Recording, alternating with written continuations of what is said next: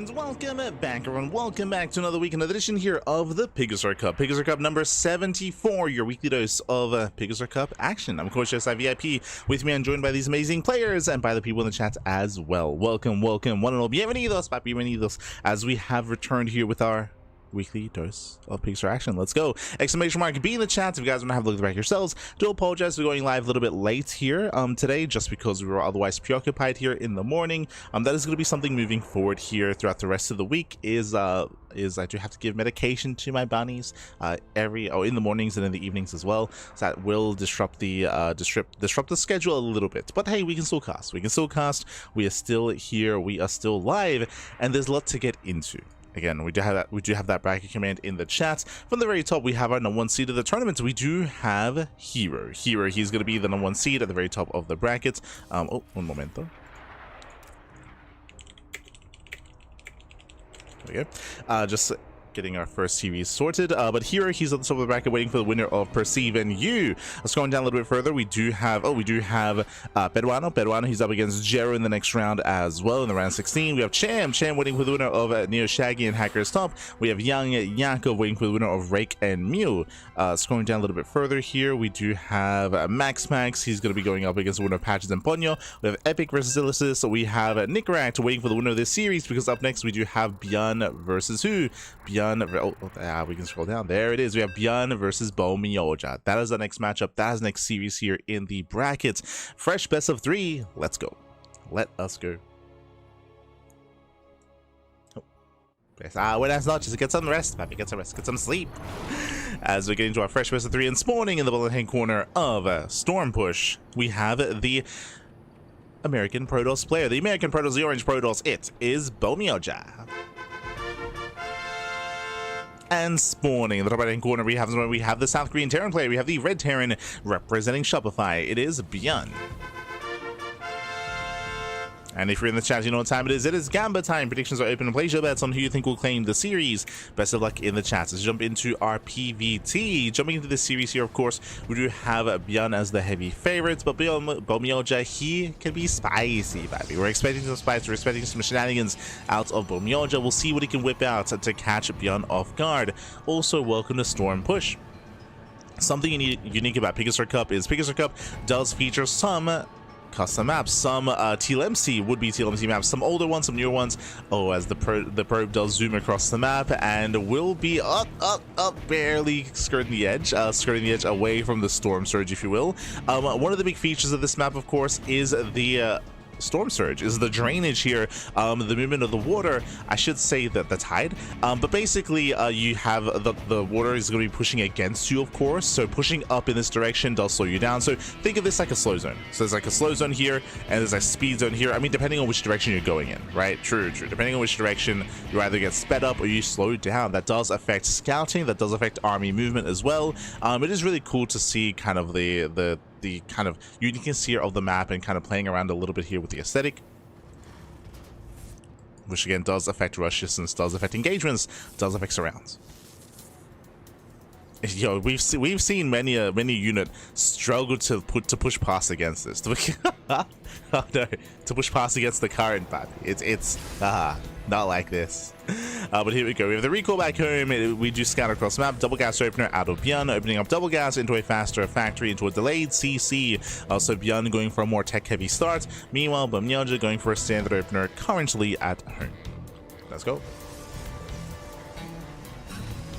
Let us go.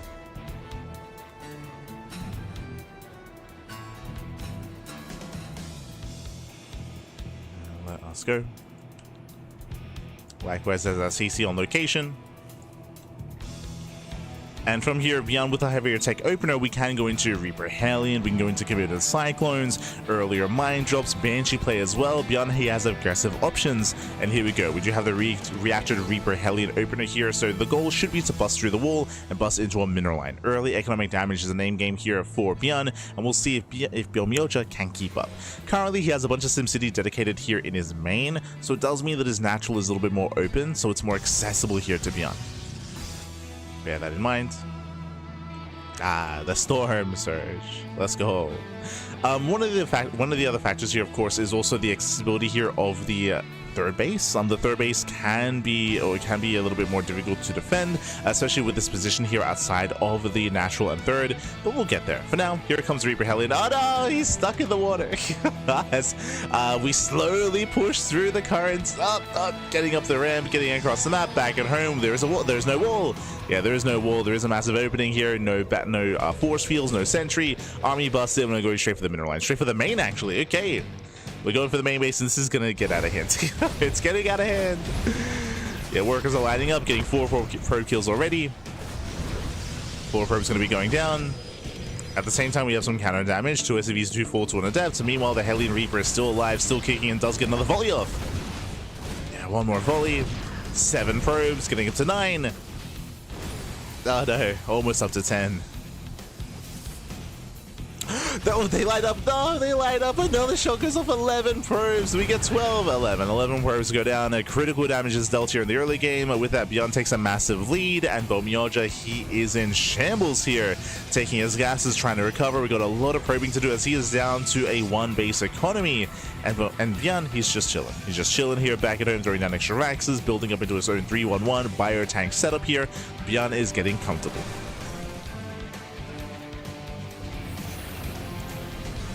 ByuN is getting comfortable. Raven harasser across the map. Gonna hit that natural. Oh, gets a probe.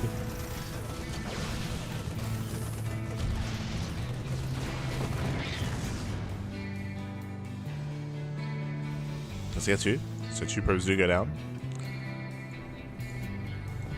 Catching up 2 workers. Extra gateway is going to be on the way. Building up into 3-gate blink. I wouldn't be opposed to 4-gate, but I also don't know if we can really afford that many gateways and that much production. But the pressure is on ByuN to get some damage done. And oh no, let's go. They're stuck in the mud, Fabi. Oh, the Stalkers are struggling. You can do it. You can. Has to blink towards the end. But remember, again, the tide is working against you here. The current is pushing against you as you try to get across the map. The Stalkers. Let's go. Let's go. I still have yet to see a queen. I want to see a queen pushing up this, like pushing through the tide. Gibch. I want to see a queen walk across the map. That's all I want.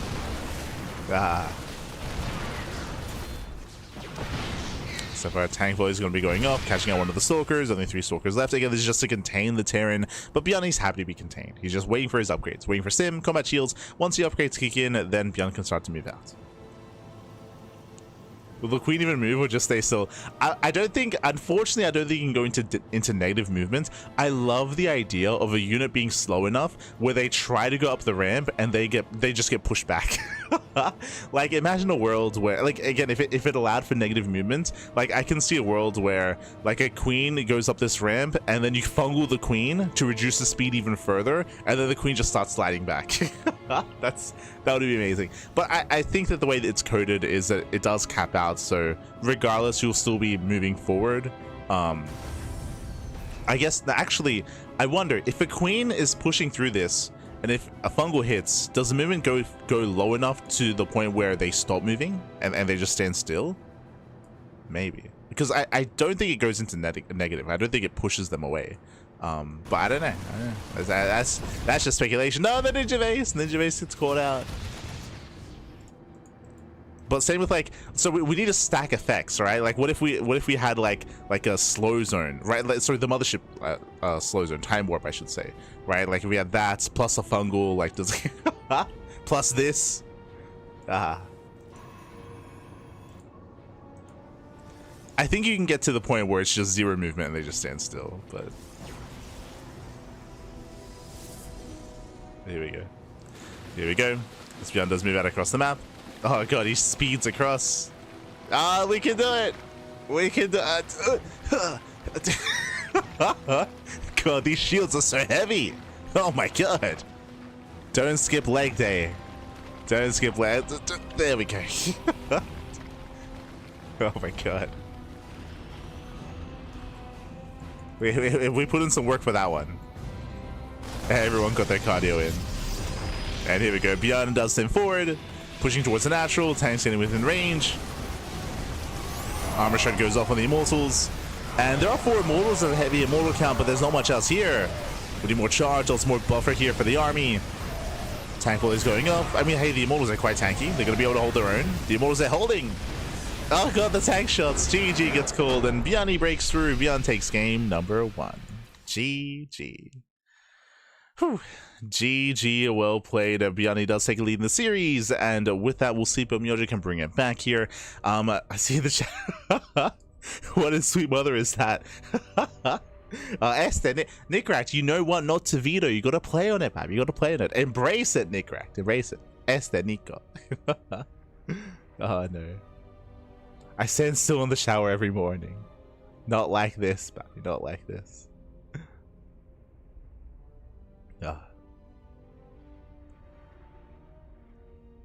Is all charge same direction as the stream? Are they F1 cars? True, true. But yes, as you mentioned, if you haven't seen it before, I can't miss the series. If you haven't seen it before, the direction of the current, of course, does either speed you up or slow you down. So you can zoom across the map, or you can be hindered quite heavily. It's definitely a unique feature, and we haven't really seen it come into play too much when it comes to main engagements. We've just seen like pushes like sped up or slowed down. We've seen some players take it, of course, avoid the center of the map, but intentionally so. But yeah, we have yet to see a big engagement there in the center, and it can get crazy. Like, I'm thinking like Ling Bane against Marines, depending on the positioning, like Ling Bane can just just speed into Bio or something of that nature. So yeah, it's gonna be interesting to see, for sure. We need more testing, we need more games. But spawning in the top right-hand corner of Washouts, we have the American Protoss player, the Orange Protoss, down in the series. We'll see if he can bounce back. It is ByuN. And spawning in the bottom right-hand corner, we have his opponent. We have the red Terran player. We have the South Korean Terran. For Shopify, it is ByuN. And as we get into this, a big shout out to I stand in the chat. Thank you so much. Thank you so much for the 100 bits. Thank you, Pappy. Hope you enjoy the content. I really appreciate the support. We appreciate it. Siempre I stand, siempre. Thank you. Do appreciate it. Is this the Iceland gifting a sub to Nico as well? To Nico. Gracias. Sure, Nico appreciates the ducks. I'm sure. But thank you, Iceland. Thank you so much for the support. As always. Gracias. As welcome to another one of these upcoming TLMC maps. Welcome to Washout. Washout is not as fancy, it's not as varied and diverse as Storm Surge, unfortunately, despite the name. One of the big features here, of course, are the destructible mineral patches. Oh, there's been an update. Huh. That's interesting. Do you see what I see? So last week it looks like the map has been changed. Previously you would have these hybrid bases. You'd have these gold patches here, gold patches here, gold patches here, and gold patches here. There are four bases with gold mineral patches. But if I should say 4, there's actually more than that as we do enter towards the center. 6 hybrid bases. And if you remember, we have these destructible towers, and the towers get knocked down, and up until last week the towers would actually destroy the gold patches, but it looks like they've been moved. Okay, so there's more value here. There's more value. Gold patches have been moved over, so you can still destroy minerals by knocking down these towers. You can see here they still destroy these patches, they still destroy these patches, but now they're destroying the regular patches. The gold patches are safe. Yeah. Here, this gets knocked over to the top side to destroy these 2 patches here. So there has been an adjustment made. Even here, yeah, they get knocked down to destroy these 3 patches here on the right side. So that means that these bases have more value. Now it means that the gold patches won't be destroyed, or there's no like counterplay against them. So more value in these expansions. Interesting. Do we notice any other changes here? I can't see the HP value of these rocks. I would imagine they stayed the same, but it's interesting to see that we've seen some adjustments to the map. Interesting. Meanwhile, we're going to be opening up.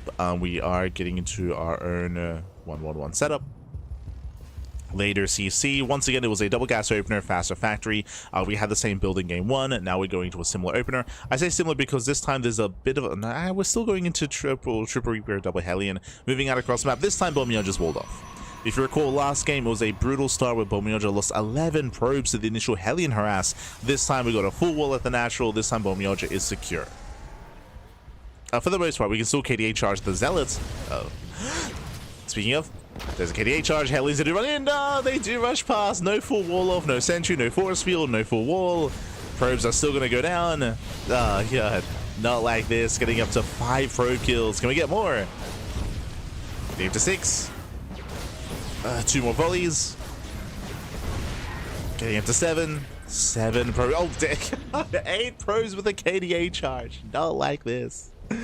8 probes go down. A critical damage delta early on. A very strong start here for ByuN. Not just that, he also scouted. We glossed over it, but it's a Stargate opener. Stargate into Oracle. But the Oracle has been seen. Energy has been spent. And ByuN has time to react and respond. He has time. Back at home, Cyclone production has begun. Marines are getting a position here at the natural. The main base is exposed. At least a little bit longer. Ooh, but the Oracle's waiting. Yeah, the Oracle does wait a little bit here, which means the Cyclone does arrive in time, just in time to defend. No, doesn't get the ACV. That is whole damage on the Oracle. Ay, ay, ay.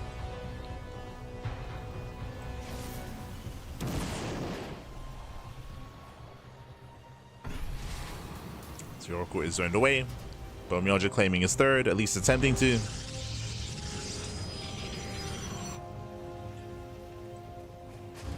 Community already worried for Mothership and Celestial. Thank you, no more, please. Nah, you want the Storm Surge, Pappy. True, true.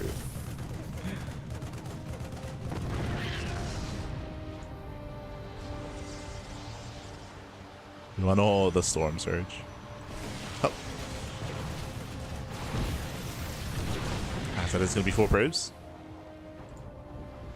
Yeah, 4 probes going down so far. Some decent harass here from ByuN, once again just adding on to what's already been done. 13 probe kills in total. Is stacking up, and we're just waiting for the move out. Waiting for Stim, waiting for the upgrades, and then ByuN can start pushing.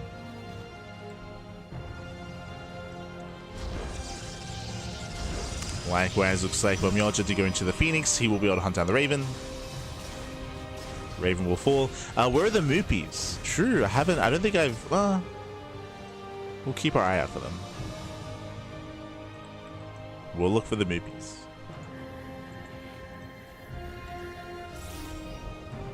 Get some rest, Einstein. Get some rest. Thank you. I tested out for signs the Queen does move forward. However, I also found that if you can stop a unit in the current, it will be moved. Oh! Oh, so if you so you can leave a unit idle in the Storm Surge and it will push you back. Okay, okay. Good to know. It will push you back.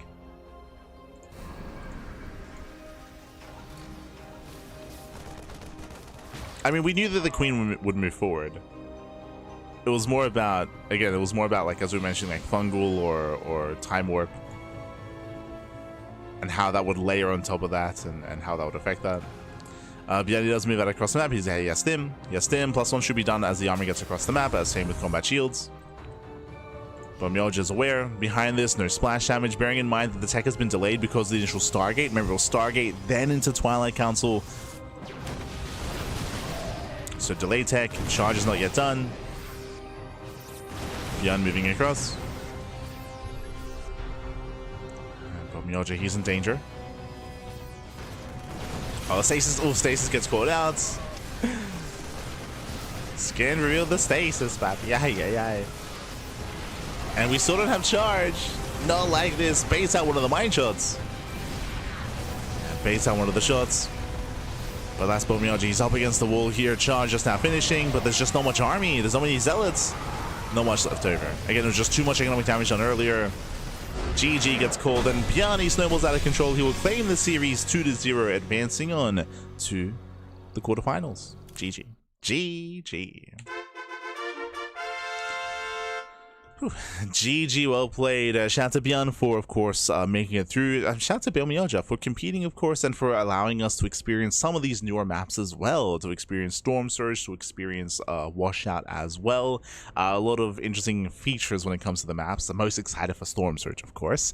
But we'll see how they change over time as well. Bearing in mind that, of course, the map makers have time to adjust some of these maps. We just went over the fact that the patches were moved, and they were moved around when it comes to this map, when it comes to Washout. So clearly there's still changes being made, still feedback being given before, you know, we get into like the judging phase of TLMC.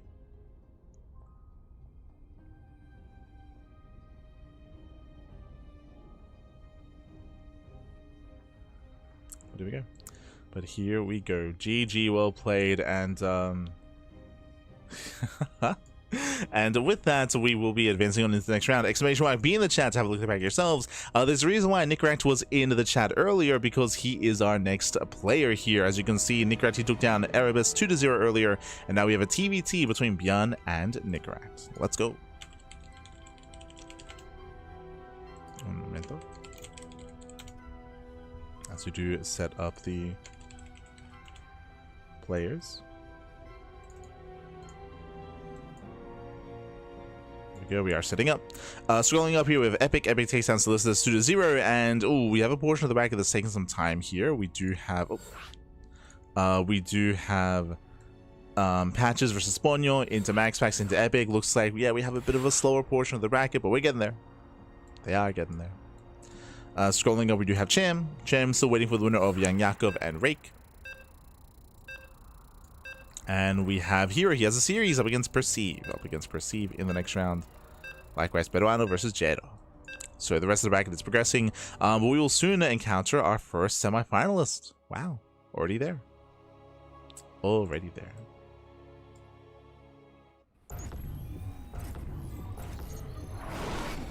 Spawning in the top left-hand corner of Winter Madness, we have the South Korean Terran player. We have the Red Terran representing Shopify. It is ByuN. And spawning in the bottom right-hand corner, we have the Blue Terran player. The Blue Terran player himself, representing Stowny Balls. It is Nickrat. Let's go. Let us go. We have our TBT, and if you're in the chat, you know what time it is. It is Gamba time. Predictions are open. Place your bets on who you think will claim the series. Best of luck in the chat as we delve into our TBT. Oh, and we're just going for the it's going to be a fast series. Let's go. Nickrat, he wants to go to bed, Spappy. Oh, meanwhile, I do have to get rid of the tuna. This is not the correct tournament. My apologies. But it's going to be proxy 2x out of Nickrat. Gases are being taken back at home, of course. And we'll see if Nickrat can get a fast one over on ByuN. Likewise, is ByuN going to go for a greedy build? Does he go for another gas? Does he go into his own CC? So far, single gas opener out of ByuN. ByuN is playing economic. This is ideal for Nickrat. Nico. Coming into the series, ByuN is the favorite player, that is true, but Nickrat, he has beaten ByuN before. He has brought him down in the past. ByuN moving across the map with the scout. He does not check the third location. Does not check.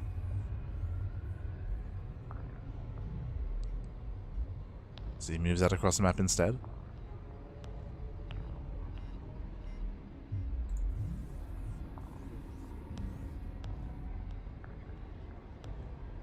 Now he will confirm the Rax is missing. Is where something is wrong, something is amiss. Rax nowhere to be found. ByuN, he was about to expand, now he has to go for the high ground CC. Delayed factory.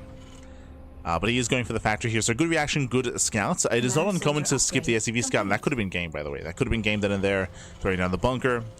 2 bunkers in the main. ByuN shoots first. No, he shoots second. He shoots third. Oh, god. Yeah, rough movement here as Nickrat, he gets caught out. He will lose the Reaper. There's no escaping this. Reaper goes down. A rough start for Nickrat. Losing momentum so quickly. If ByuN had an SCV scouter, this could have worked.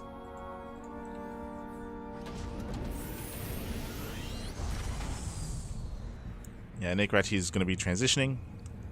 Factory back at home, very delayed factory.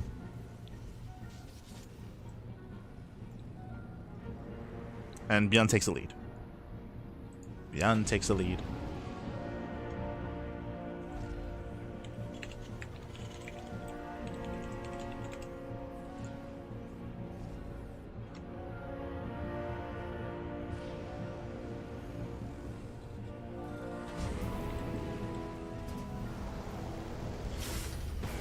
As you have the CC on the high ground. Getting a command center. Again, ByuN's going to be the first to expand. Nickrat, he's going for a much later CC here. I'm going to try to macro out of this, but again, Nickrat is playing from behind. Now, there are still opportunities for Nickrat. Bearing in mind, he does have 5 Reapers. With this kind of army, he can wait for a move out. He can go for a counterattack. He can try to slip into a mineral line and find some damage later on, or even just catch out the initial units of ByuN. There are some opportunities here with the 5 Reapers.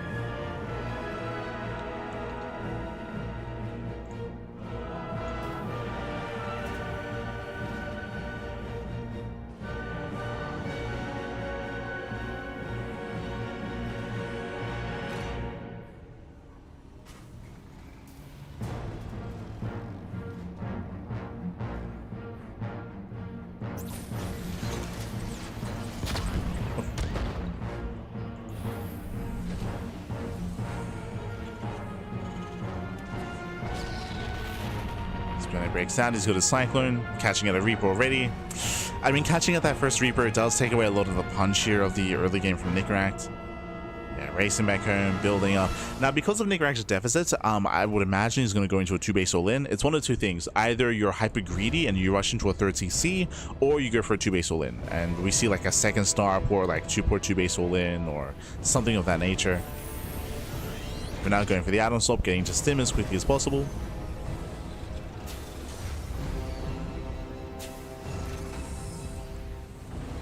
Building up into our upgrades. Once we have the gas, Stim will be on the way. Oh, and ByuN's already getting a 3rd CC. Yeah, ByuN, he's just taking a much more macro approach here. Building up into a 3rd base, a Raven production, interference matrix. Meanwhile, Nickrat throws down extra Raxes. You can see 1 more Rax here behind the natural, and 1 more Rax in towards the main. Oh, sorry, just 1 more Rax at the natural. So we have a 3-rack setup. Based on the positioning here, I wouldn't be surprised if we see extra Raxes thrown down for Nickrat. Eyes are open for like a 4th or 5th.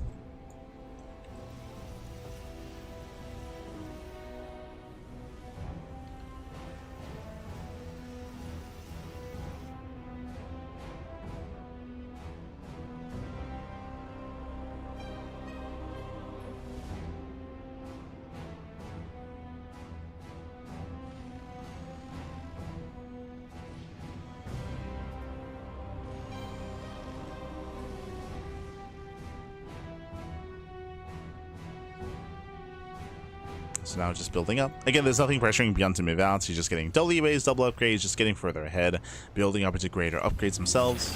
3rd base now being taken. The pressure is on Nickrat. You don't often see like the boys being pulled in TVT, so I'm curious to see how he does bring this all together.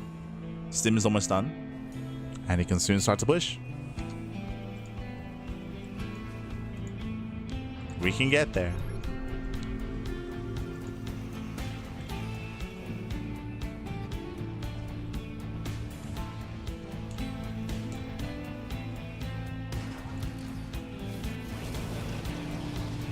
Here comes Nickrat's move out. Reapers a bust in. They do get a couple of SCV kills, but oh god, every Reaper does get thrown away. And here comes the all-in. Here comes Nickrat. So you know what? The boys are not being pulled, not with this, but at last he is still very committed. He's got 4 tanks. That's a lot of tanks. He's got Sim. It's all or nothing. Gets Hellion. Does catch the Hellion. ByuN does spot the army. Getting in position. He's those Ravens. Even though ByuN has a lower tank count, he does have Disable. A very nice lock on there by Nickrat. Catching up the Cyclone. ByuN forced to lift.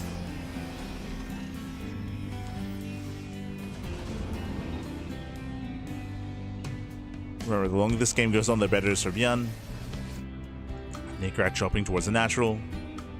Rotating his army.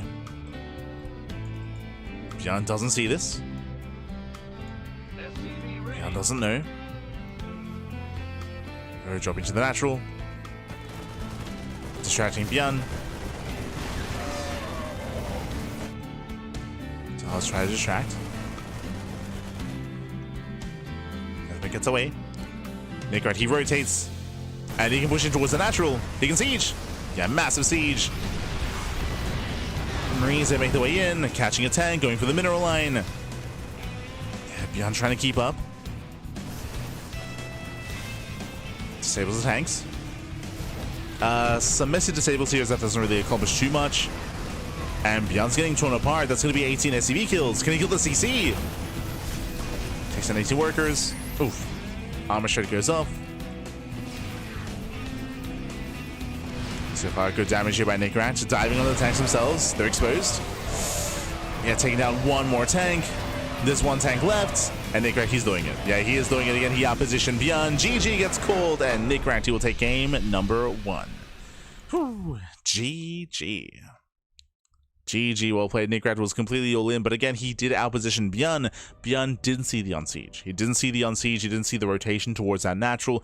ByuN was playing blind, did not spot the army. That was on ByuN to not confirm the movement of the army, and he was caught with his pants down. Caught with his pants down. GG, well played. NickRat, he is 1 game away from claiming the series, bearing in mind this is a best of 3, and we'll see if he can pull it off. Again, we've seen NickRat defeat ByuN before, and we'll see if he can do it again. And what's most impressive, of course, is that ByuN had a good start.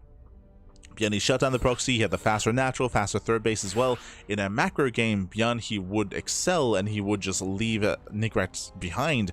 But we saw that NickRat, he was able to outposition, right? Outposition the army, siege up all those 4 tanks. GG. Whew. GG, well played. And now we're getting into game number 2, going to be loading into Tourmaline, another one of these smaller maps. Okay.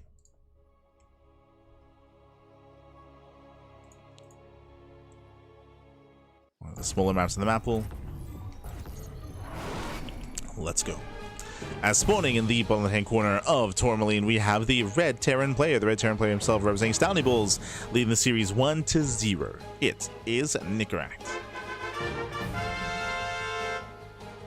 And spawning in the right-hand corner, we have the South Korean Terran player. We have the Blue Terran representing Shopify. It is ByuN.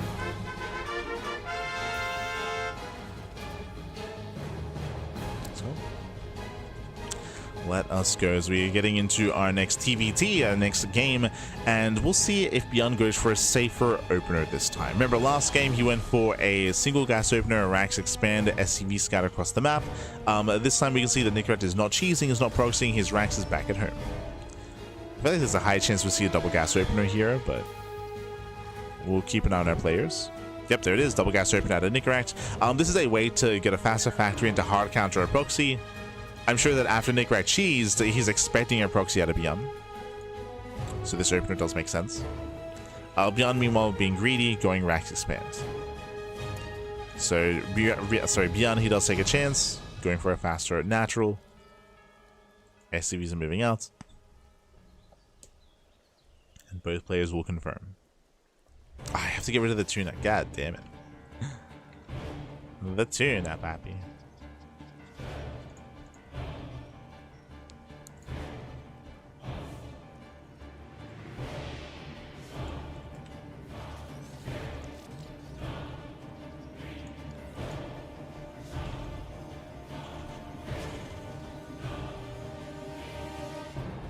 Right here, yep, ByuN going for the CC on location. NickRat, he was able to poke in, then pull away. So he does get away with that SCV. I'd imagine did spot the SCV on the low ground. Again, going for the faster factory, faster tech setup here from NickRat. With this, in going to Reaper Hellion early on and be the aggressor. And NickRat does typically thrive with a more aggressive stance. Oh, ByuN shoots first. NickRat, he has to get the hell out of here. Pulls away. Pulls away, but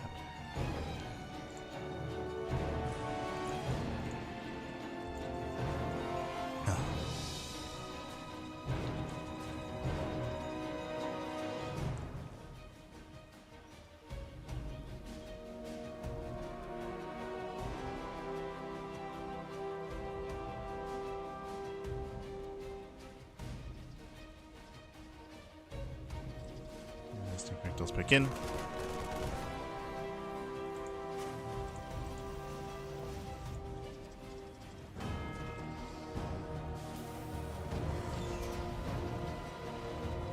Oh, and that is... sorry, if I remember that, I was like, is that a second factory? 1-1-1. We have our 1-1 follow-up so far. ByuN just being more defensive, being more secure here on 2 bases. I was curious to see if Nickrack was going to commit into a heavier Hellion Reaper count. The answer is no. It does make the initial Reapers, pulls away, going into his own Cyclone instead, but he's getting caught out. Ooh, that should not have happened. He will lose at least one. He'll lose both. Both Reapers go down. Nice pickups here by ByuN. Cyclone is going to be able to chase down at least the Hellion.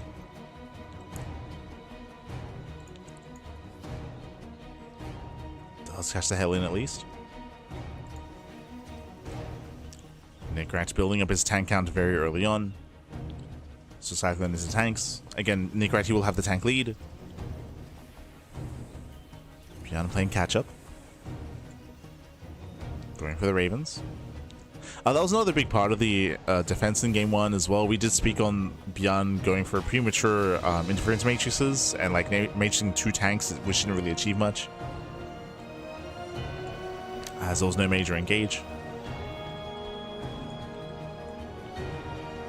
So we have to kind of hold off and be wise with when and how we do use those matrices. Or the matrix. As Nickrack moves out. An early drop at the same time, losing 1 SCV across the map, but making his way into the main.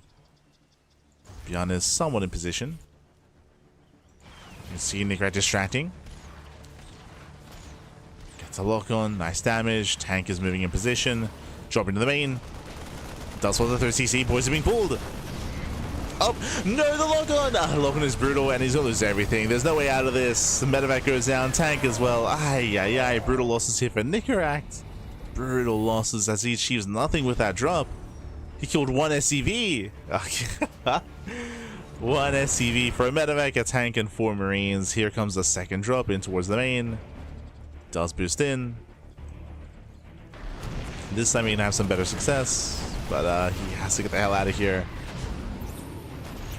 Yeah, local on the medevac, but this time the medevac can't get away. Jesus. Oof. Baited into tank fire.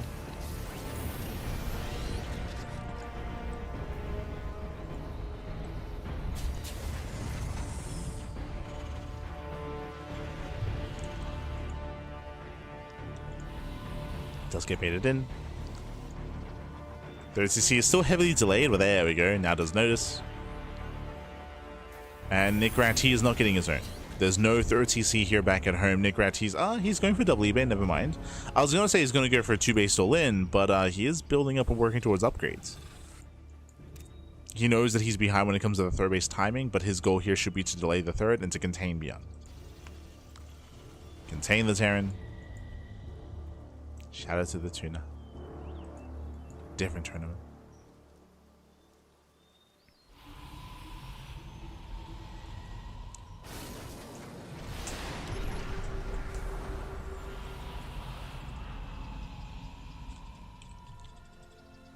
As Nickrack is looking for a way in. Does get 1 tank. And nice pick off. We have the counter disables. ByuN moving in. Do you have the counter disables? We get 1. Oh no. Yeah, just the 1 here. ByuN does take the better fight. He's got 3 tanks within range, and he will catch out the army of Nickrack. Ay. Catching out 2 tanks. Better trade for ByuN.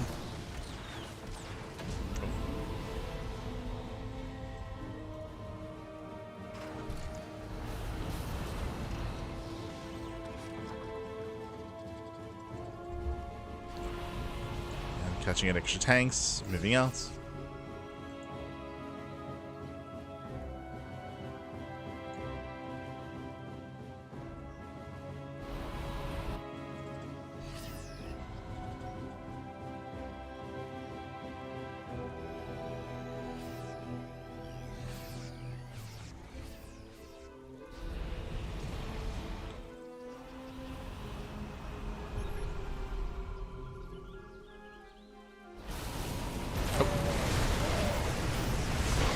He tries to break out, but again, he's pushing into siege tanks. No, the massive tank shots going straight for the tanks.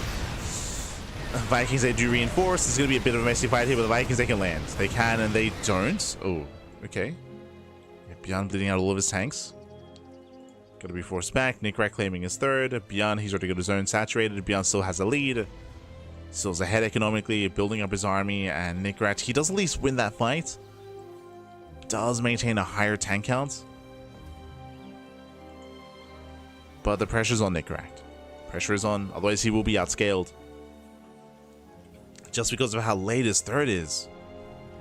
It's so delayed.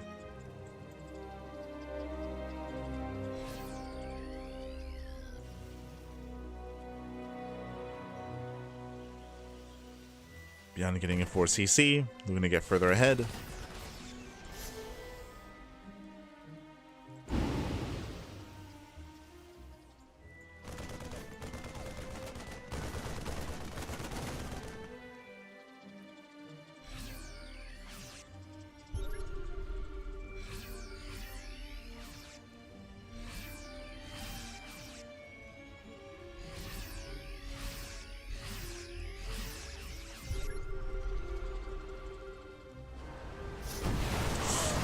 Nickrat does catch the Marines, not bad. Yeah, fighting out of range of the tanks.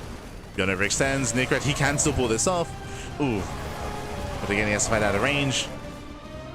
Takes off more Marines. At the same time, double jump across the map. Nickrat getting pulled apart here. As he does actually maintain himself. Okay, gets one of the medevacs. He's holding. He's trying to at least. Again, ByuN's up almost 30 SCVs. Nickrat did take better fights, that is true. Better fights, better trades. Looking at the main army here, Nickrat still has a tank lead. He has a marine lead as well. He's up in army supply, and he has to try to end the game soon. He has to end it. If time goes on, ByuN will remax. Rebuild. Waiting for the scan to run out. Drop across the map. ByuN position mainly between the bases, but he can respond. And Nickrat, he has seconds to dive in. ByuN's here. Yeah, ByuN's ready. Yep, he scans. Nickrat, he has to back off.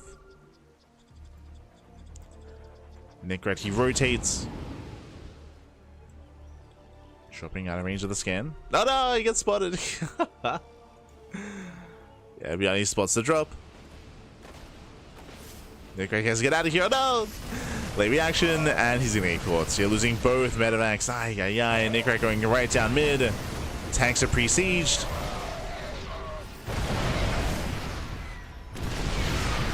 ByuN catching out the first tank.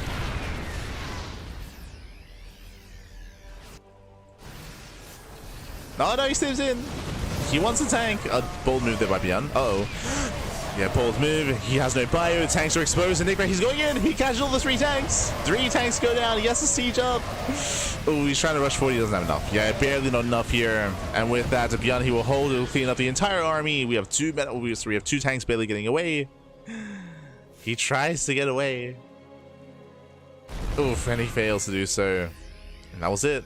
That was the moment there for Nickrat. He had to win the game then and there. That was his moment. Failed to do so, and now ByuN snowballs out of control. GG gets called, and with that, ByuN ties with the series. We are going to the ace match. GG. Whew.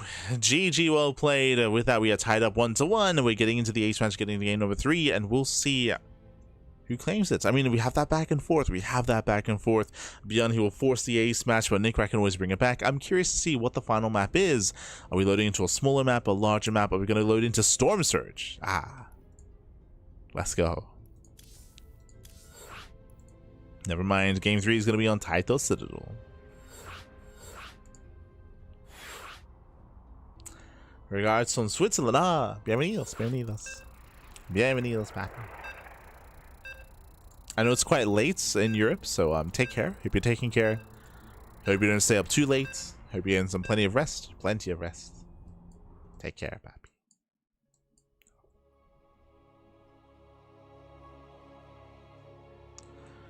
As we're getting into the final game of the series, determining who will be the first player to make it through into the semifinals. Who's it going to be? As we load it into our third game. Spawning in the top left-hand corner of Title Citadel, we have the red Terran player, the South Korean Terran representing Shopify. Bringing it back, forcing the ace match, it is ByuN.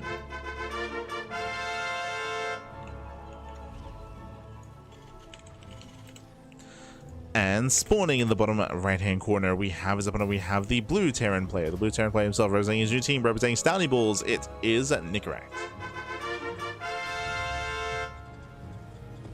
Let's go. Let us go.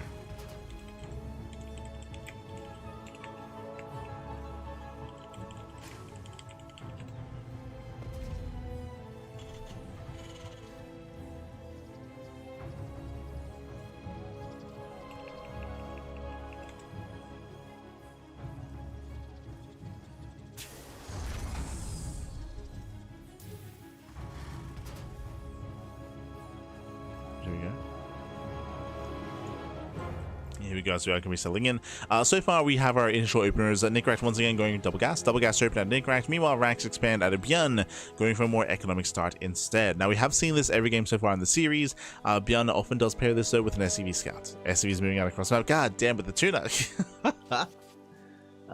Next time. We'll get him out of here. We'll fish the tuna. As the SCVs, they move out across the map and both players will scout each other. Early on here, ByuN will have the advantage. He does have the more economic start, setting up for a faster command center. Faster, CC.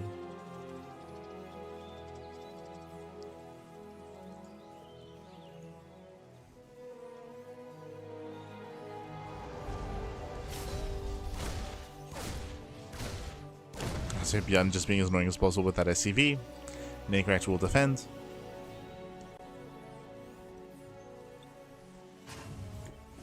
He defends back at home.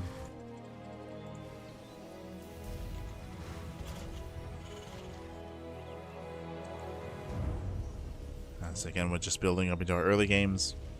We have seen some diverse play out of Nicorette when it comes to early, like Reaper aggression, Reaper Hellion, going for earlier tanks.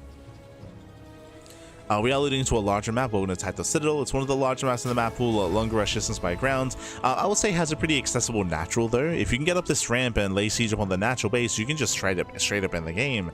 So a really crucial location here outside of that natural expansion can be abused, especially in TVT.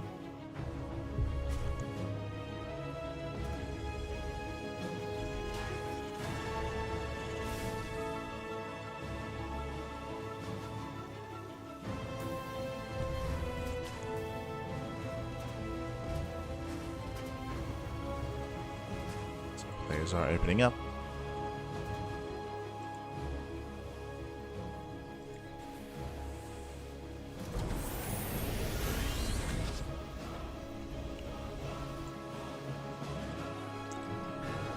And we'll see how aggressive we do plan on being, as we are indeed going for the early tanks. So once again, early tank production by a Nicorette. We'll have the first set of tanks faster. Now, last game, he had a really shaky start as he did drop across the map and he lost that medevac. If you remember, he lost the medevac, tank, 4 Marines for only 1 SCV. It was a really rough start for Nicorette. And we're going for the same drop. We're going for the same build. Just waiting for the medevac. Hopefully this time with more success. As Nicorette, he takes over the Zelnaga tower. Takes over the tower. ByuN is in position with that Cyclone. Ideally, Nicorette can bypass the Cyclone himself. Medevac towards the left-hand side. ByuN's in position outside of his main. Does have some units at the natural. Nicorette boosting in. Does boost. Does drop. He wants a Cyclone. Oof. Doesn't quite get it. Again, ByuN's in position. Tank does siege.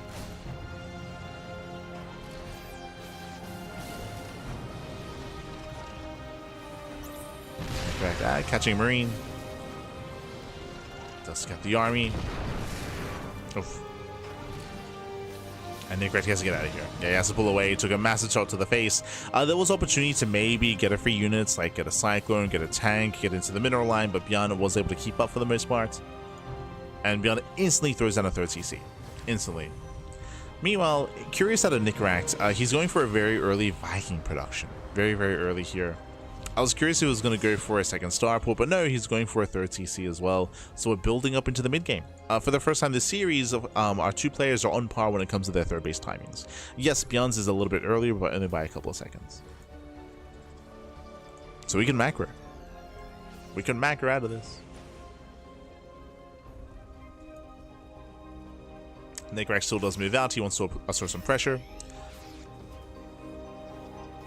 As he moves out, ByuN is moving in. Back at home, there aren't many reinforcements as Nickract is rallying across. Uh-oh. Does rally across. Medevac comes in. Nothing at home to defend. SCVs will go down. And Nickract is being forced all in. He has to pull away. He has to pull away. 3 dead SCVs. Tanks are in position. Ooh, first Sycon goes down. Sycon goes down already. ByuN does get the first tank. And Nickract is not gaining ground. Just losing more SCVs. Boys are being pulled into the Marines. Oh god, no. Pushing into a siege line. Not like this. Down to 2 tanks. Vikings land. Nickract getting desperate. Very desperate. Oof. But he has nothing left. He will lose every single tank. Boys are being pulled. GG gets called. And ByuN will claim the series 2-1, advancing on to the semi-finals. GG. GG, well played. We could have seen a longer game here. Again, both players were expanding, but as we did point out, we saw that Nickract had rallied everything across the map. There was nothing at home to defend, so that singular drop from ByuN forced the all-in, right? It forced Nickract's hand to push into siege lines, to push into the army. Very rough setup, very rough position to be in there for Nickract. GG. GG, well played. But shout out to Nickract for making a series out of it, for taking the first game. I can see a world where he could have taken down ByuN as well. We've seen it before, we could see it again. So shout out to Nickract for forcing that ace match, for making a series out of it. GG. GG, well played. With that, ByuN does claim the series. And with that, we are getting ready for our next matchup here. Exclamation mark B in the chat. We do have our next series, next matchup. We do have more to come. Okay, so ByuN, he's waiting for the winner of MaxPax and Epic. Waiting for the winner, getting in towards the semis. Meanwhile, Cham takes down Young Yakov 2-0. Cham waiting for the winner of herO, Peruano, and Jeddo. Looks like we do have, again, some delays in the upper portion of the bracket. Looks like it is progressing a little bit slower. Just a little bit slower. It's all good. We're going to be focusing, though, on the lower half. Again, MaxPax and Epic, they're currently getting mid-series. Yeah, they're currently mid-series. I think they're getting into Game 2. I think they're getting into Game 2 as we speak. We will be waiting for that series to wrap up, and we'll follow that into the semis. So MaxPax versus Epic into ByuN. By the time we wrap up, hopefully the upper semis is ready, or even concluded, and then we might be able to catch the upper semifinals, and then bam, the grand finals thereafter. We're nearing the tail end of the broadcast here. We got like, what, 2-3 series left? So a couple of matches remaining. Okay. But otherwise, we are going to be going on a short break. We're going to be going on a short break here. Take this time to get some snacks, get some food, get some water, drain your disruptors, massage your Marines, and when we come back, we'll have those lower semis, or again, at least, yeah, we'll have at least the lower semifinals. ByuN versus the winner of MaxPax and Epic. See you then. See you soon. If you want to tune into MaxPax versus Epic, I think Dave is casting that, if I'm not mistaken. Yeah, I think Dave, because he was casting MaxPax versus Patches, right? Was it Patches? Yeah. So he was casting MaxPax and Patches, so he should be following MaxPax into Epic. He's got you covered there. Este Dave. For now, though, we'll be going on that short break. We'll see you soon. See you soon after the break. See you soon. Oh, I'll get rid of the tuna. True. Get rid of it.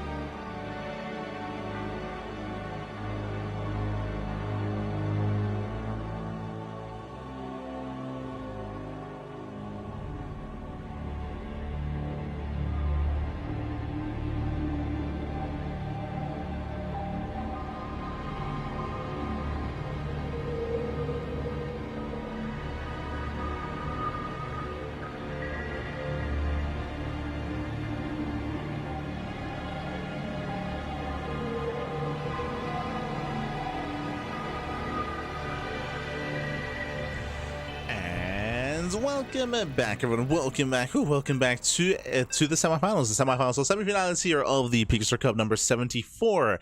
We were going to be waiting, of course, for ByuN and MaxPax's match, but we actually had the upper semifinals getting ready first. I was a little bit surprised. It looks like there just weren't any scores reported, so the bracket was working a little bit slower than it actually was, and we actually have the upper semis ready for us. The winner of this series will advance on to the grand finals. Who is it going to be? As spawning in the bottom hand corner of Tourmaline, we have the Mexican Zerg player. We have the blue Zerg representing Exeritus Esports. It is Cham.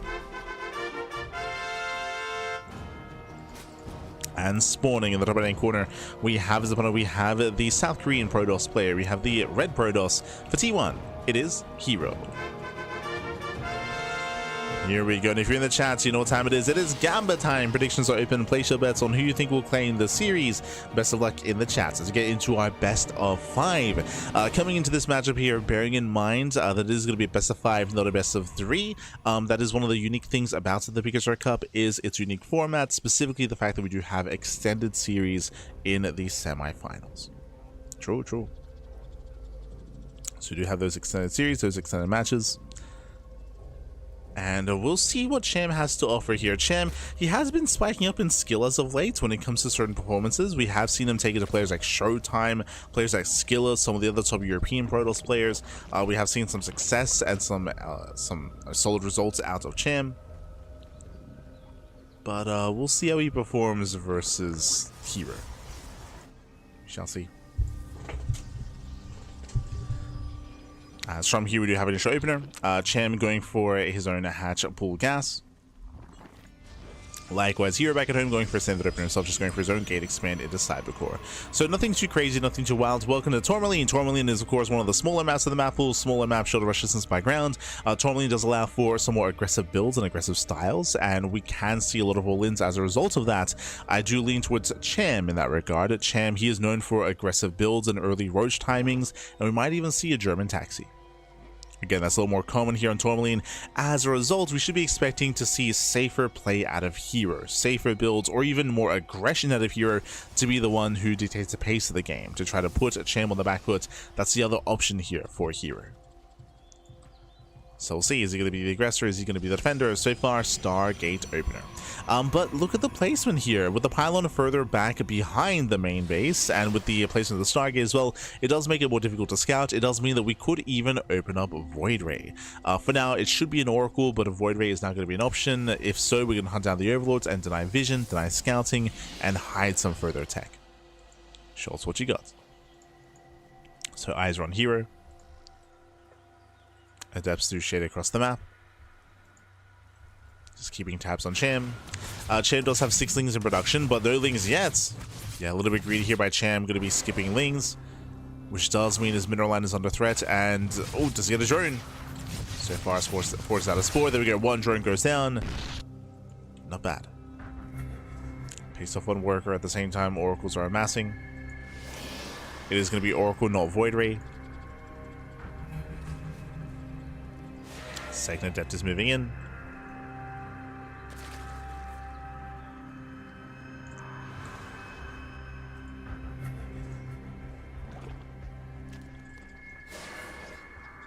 Bearing in mind the 2 Adepts taking 1-shot drones.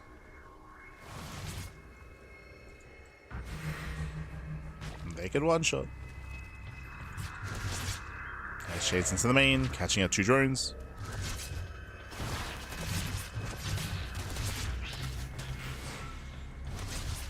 2, 3, 4, 5 drone. Oh, this is getting out of hand. 6 drone kills early on. Gonna get to 7. Can we get it to 8? This is getting a hand. This should not be happening here. This is critical damage early on. 9 drones go down. Ay.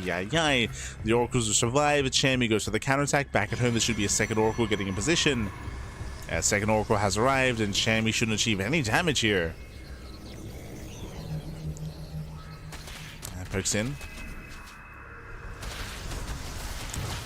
Pokes in, pulls away. Please add 2, 3 Zerglings. And we have the early Twilight Council. Early Council, late Forge out of herO. This can lead into Glaives or even early Blink. He's got options. Regardless, hyper aggression out of herO. And with the early tech, And with the Forge, it looks like it should be Blink. So this can be early Blink into a 3-base all-in, into an 8-gate.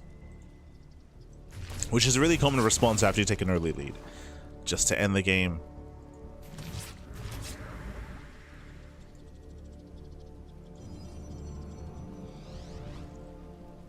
Here's warping in more Stalkers. Waiting for +2. And again, we're expecting a gateway explosion, and we're expecting a lack of gases here. Here's what we're expecting.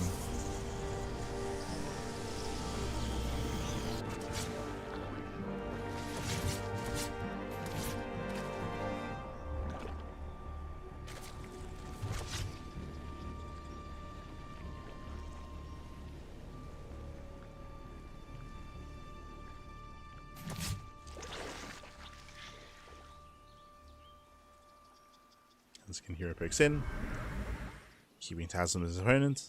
Stalkers are moving out. Remember, Blink is going to finish up earlier than usual. There's a gateway explosion. So far, I believe you have 4 gates. Yeah, 4 gateways, now getting up to 6. And we're leaning towards getting up to 8. So 6 gates so far. No gases yet. No gases means no further attack. There's a cancellation on the 4th.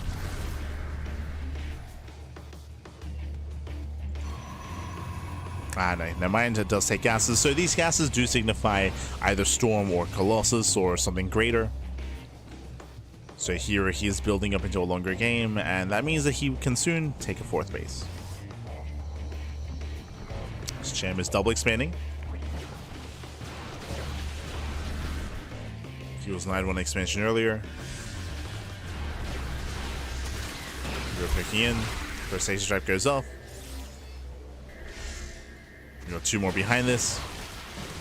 Speaking of, base at 1, base at both. Okay, not bad. The last champion is running out of Zerglings. We have the answer here. It is going to be Storm, not Robo, not Colossus. But Storm is on the way.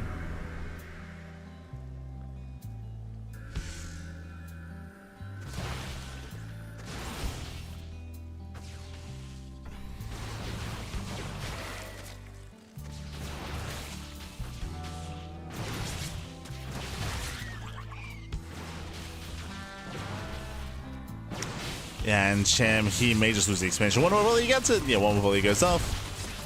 Stalkers that blink away. We have Lings on the low ground, but last solid kiting here from herO. He punishes those Zerglings. And Cham is all in. Cham is completely all in. He sustained too much damage earlier, lost 2 expansions. Will force a cancel. And back at home, no battery. Wow, no batteries back at home. herO, he's underprepared. Okay, he's not quite ready for this. The Oracles activate their pulsar beams. Roach is going to be focused down. Nice kiting here from herO. He blinks away. He blinks back. The Biles. Oof. As they force some blinks. Again, there's no batteries behind this, so a messy defense out of herO. We've been taking Biles to the face, but herO defends. Yeah, here he dives on the Roaches.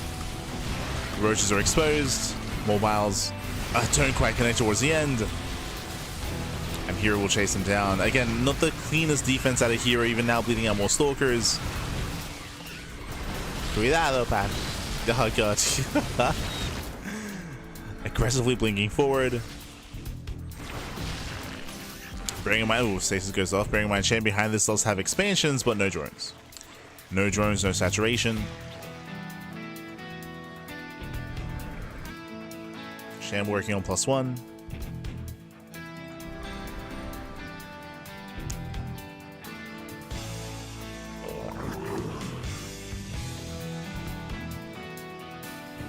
And here is taking up into Storm. As you can see here, Cham is still not made a drone in quite some time, so he has been all in and he continues to be all in. Cham gearing up for wave 2, but this time there's going to be Storm to defend. Remember, hero's army is getting better and better over time, meanwhile Cham's is staying the same. Even not getting weaker, of course.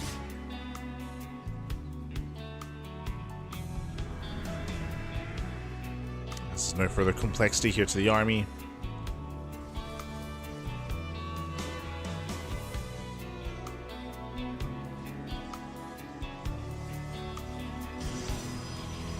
See the switch into Charger Archon. How many High Templar? So far 4. 4 Templar. And you can see Cham setting up for a full surround, getting ready for a left-hand flank, right-hand flank, and also the main push in the center. Cham is maxed. But remember, the soup does lie. The soup is lying to you back. And Cham trying to break through, a bit of an awkward engage. First storm lands. And storms on the roaches. Charge, let's say, rushing in. Again, we have 2 more storms left. Zoning back the Zerglings. Hatchery is, the expansion is cancelled. And we have more storms. It's going to be connected with the roaches. Zoning back the army. Oh, yeah. Another storm lands, diving on the roaches. Blinks in. And Cham will lose everything. Cham will lose every single roach here. Did force a cancel, but it cost him the entire army. And herO still has plenty left over. Plenty left over. He can just give chase.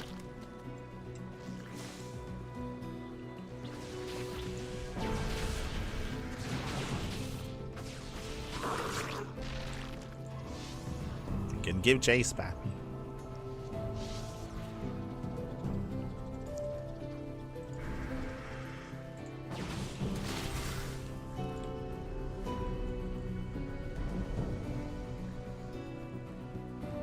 Meanwhile, Cham getting ready for wave 3. Wave number 3. This time, herO will have +3. +3 is going to kick in. So he'll have a greater upgrade lead. This time he breaks out.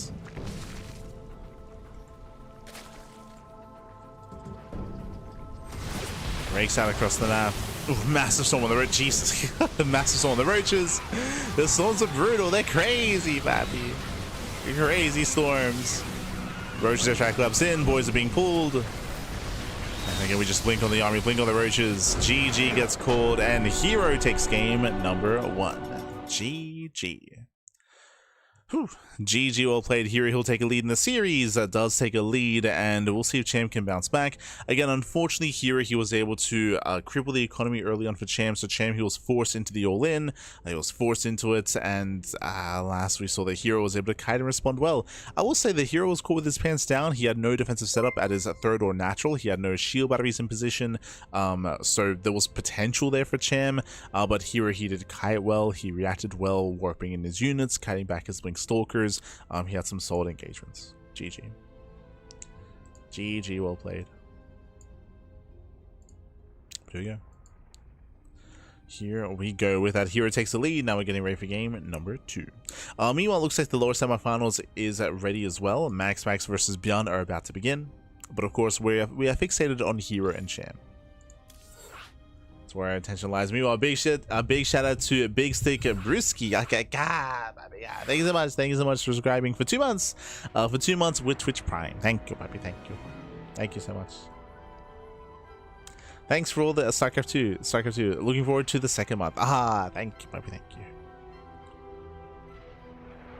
Hope you enjoyed the content. Hope you enjoyed the StarCraft. Hope you enjoy.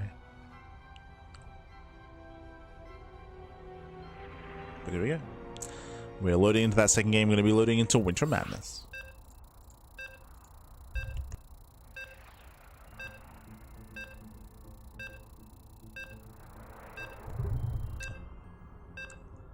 Here we go. We are going to be loading into from one of the smaller maps into one of the larger maps of the map pool. Longer rush distance by ground. This typically does favor longer and later games. So we should be seeing Cham at least get up to a proper 3-base saturation. That's what we're expecting here at the Cham. But let's go. Let's go. Spawning in the top left-hand corner of Winter Madness, we have the South Korean Protoss player, the blue Protoss, representing T1. It is herO.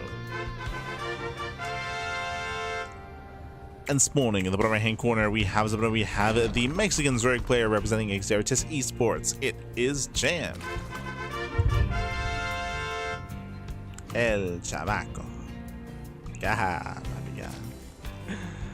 But here we go. We're getting into game number 2 here, and again, Cham down in the series. Bearing in mind that herO had a massive lead last game, killing 9 drones early on for only 2 adepts. It was the adept and Oracle aggression that did allow herO to take a massive lead. So it's going to be on Cham to tighten up his defenses and have a cleaner defense and a cleaner early game to make sure he's forced into an all-in, as that's what occurred in game 1.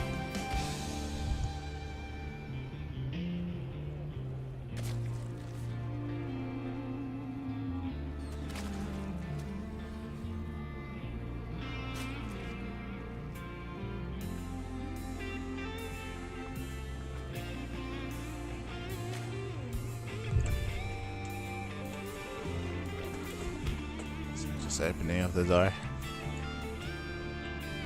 It's getting quite hot, but it's all good.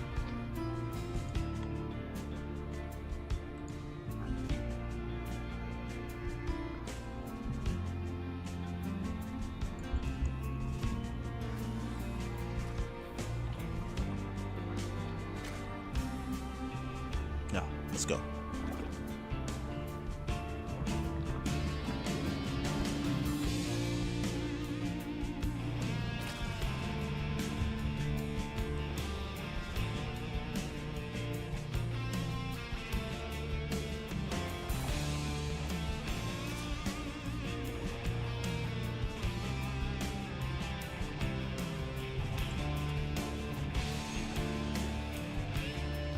That's from here. It's from here we are going to be setting up.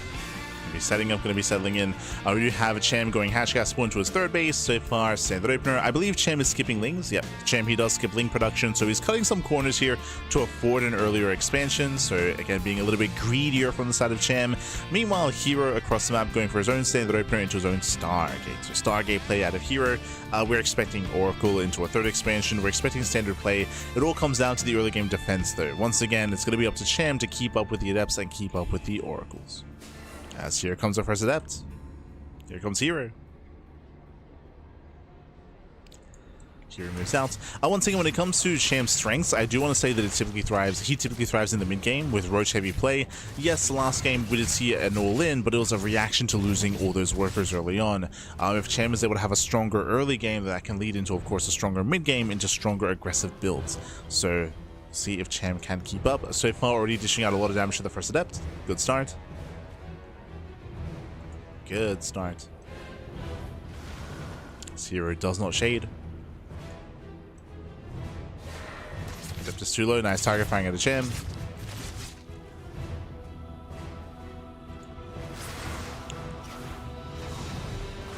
So let's bleed out some larva.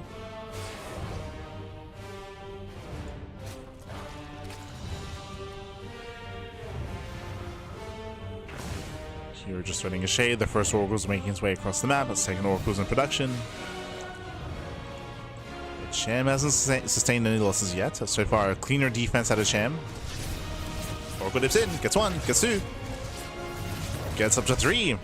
3 drone kills. The Oracle is going to be zoned back. So far, I would say acceptable losses here for Cham. Is acceptable. Meanwhile, just like last game, early Twilight Council into early Blink. This should be Twilight Council into delayed Forge into +1 of Blink Stalkers. If there is no delayed Forge, then this looks more like Glaive Adepts.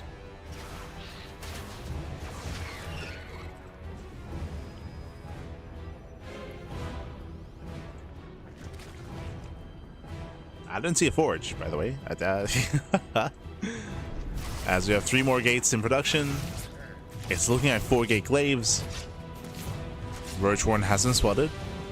The Oracles, they find 3 more workers, and never mind, it is going to be Blink. Okay, so it's going to be Blink instead. The lack of Forge here is more indicative of an all-in. Last game, herO did go up to 6 gateways and took his gases into Storm, but this time there's no Forge, no +1. There's a higher chance that herO throws down extra gateways, as he has less setup for a longer game. The lack of Forge, oh no, never mind. I was gonna say lack of Forge is telling, but the fact that there is now a Forge is also telling as well. So later Forge, much later, is going for his upgrades nonetheless, eventually.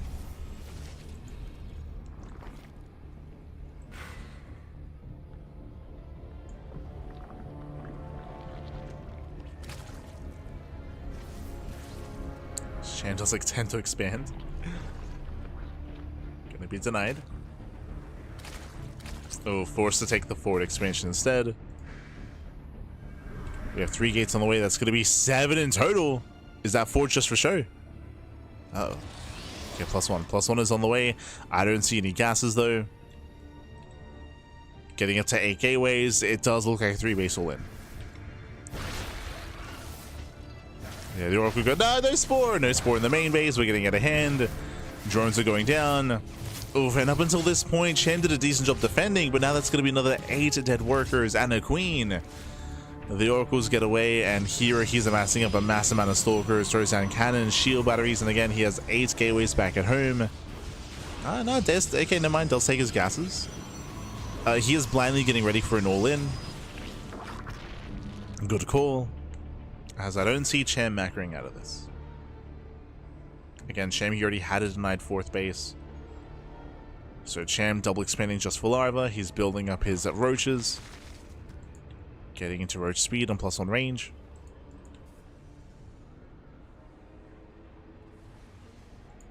You're looking solid. Reinforcing with extra stalkers. That's a lot of stalkers. Does leave the adepts to defend. So he's fighting against the Ling run by.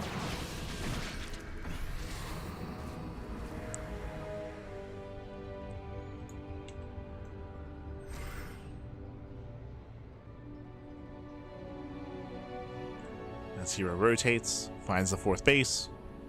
Here to knock it down. Oh. Stasis goes off. Nice stasis. They're catching out Zerglings. It has to pull the hell out.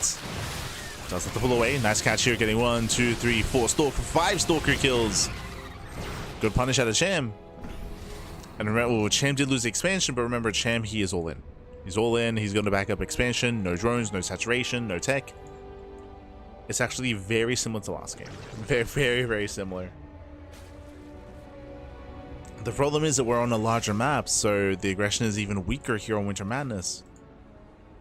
From the side of Cham. He's got a Baneling Nest on the way, so we do have a bit of an adaptation. We have a couple of extra drones. Cham is taking gases. And Cham is still in a rough position.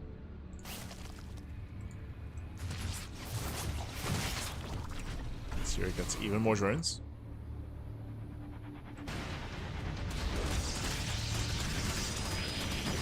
Lanes, they come in for the surround. Oof. Gonna be denied. Here he maintains his 3rd, so his 4th. He's taking up into Storm. Cham did run up a little bit, but he run up to 58. That is still under 3-way saturation. Cham is still all in. Here he comes. Cham is maxed. Oracles do harass. There is an opening here towards the natural. No battery. True. No shield battery. Where are we headed?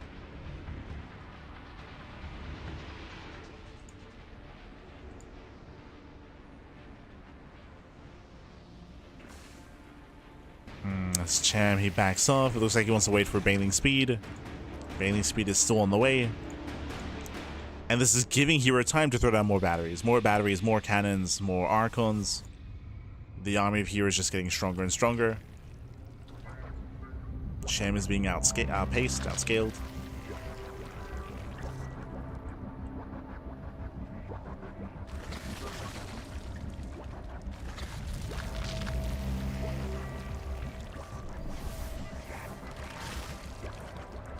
Cham has to move in.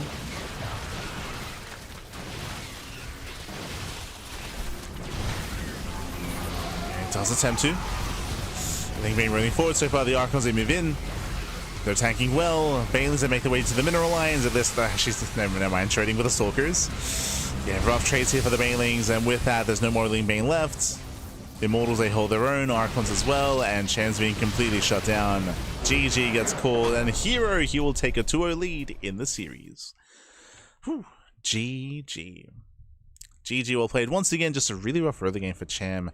As Cham, he did lose a lot of workers early on. He was delayed. He was shut down. The all-in was stifled as a result of that. So very, very, very delayed all-in there for Cham. And that meant that herO, he had time to get more Archons, more Mortals, more stack defense. It was just a stronger defense there for herO. Cham, at one point, he had a massive supply lead. But when it came to the fight occurring itself, he was only up like, what, 20 supply? Not really much up at all. And yeah, GG. GG well played. With that, we're going to be loading into game number 3, the potentially final game of the series. We'll see if herO can recover, sorry, if Cham can recover and fight back. We'll see if herO can close it out here and now. Pressure is on.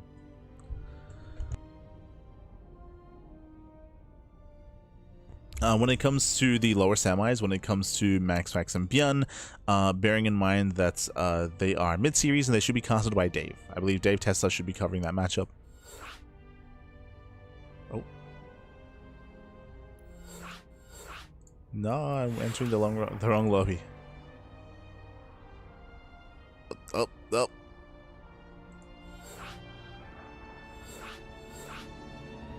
There we go. Game 3 is going to be on washouts. Okay, we're good. Sorry, MaxPax and ByuN posted a lobby and I accidentally joined it because I was just trigger happy. And I was like, oh no, get me out of here. So thankfully didn't get left behind. But here we go. And again, I'm hoping for a different kind of early to mid game. So far, both game 1 and game 2 have been very, very similar, where it's been Cham taking a lot of early game damage and then being forced into a 3-base all-in with Ling Roach. Like, we've seen it both game 1 and game 2, herO thing. Of course, herO got there in different ways, but he still got there. And here we go, we're getting into game number 3, and spawning in the top right-hand corner of washouts, we have the Mexican Zerg player, the Blue Zerg, representing Exertus Esports. It is Cham. And spawning in the bottom left-hand corner, we have his opponents. We have the South Korean Brodos player. We have the Red Brodos, representing T1. It is herO.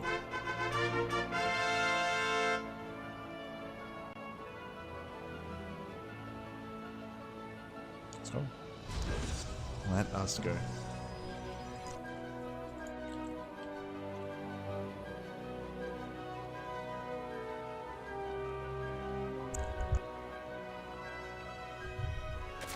Now let us go. As from here, Cham is going to be going for his own initial hatch gas pull.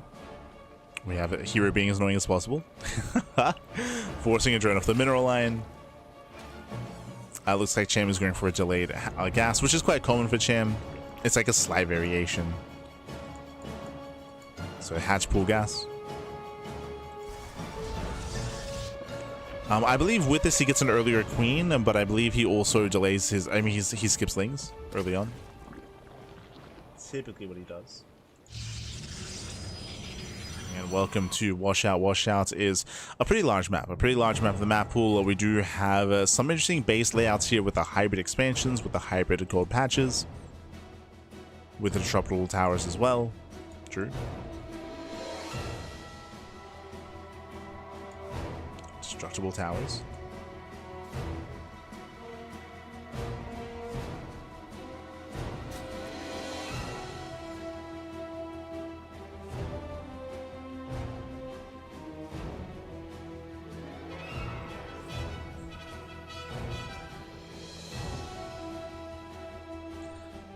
From here we have our Stargate opener out of herO. Gonna be opening up, gonna be taking up as well. Stargate into Oracle, into harass across the map. And once again, we'll see if Cham can keep up. See if he can keep up with that aggression and minimize losses. He still did lose a lot of drones last game.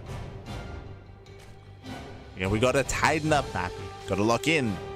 Lock in, Cham. El Chamaco.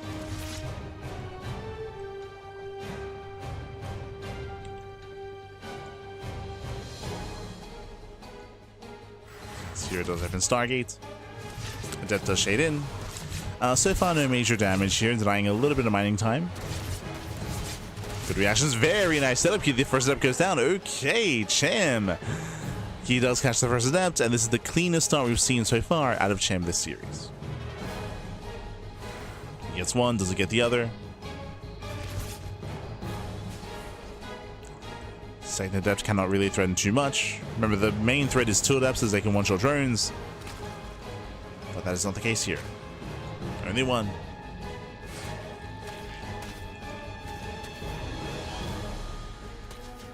So herO does attempt to shade away.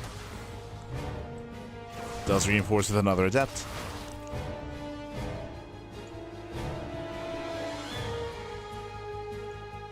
Wings, they do a counterattack. herO backing him to defend. Uh-oh. He shades in. Yeah, he does come into the shade. He gets one.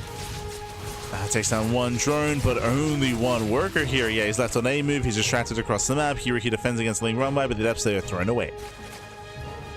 So again, this so far has been the cleanest defense out of Cham. He lost one drone. Yeah, what? Lost one worker.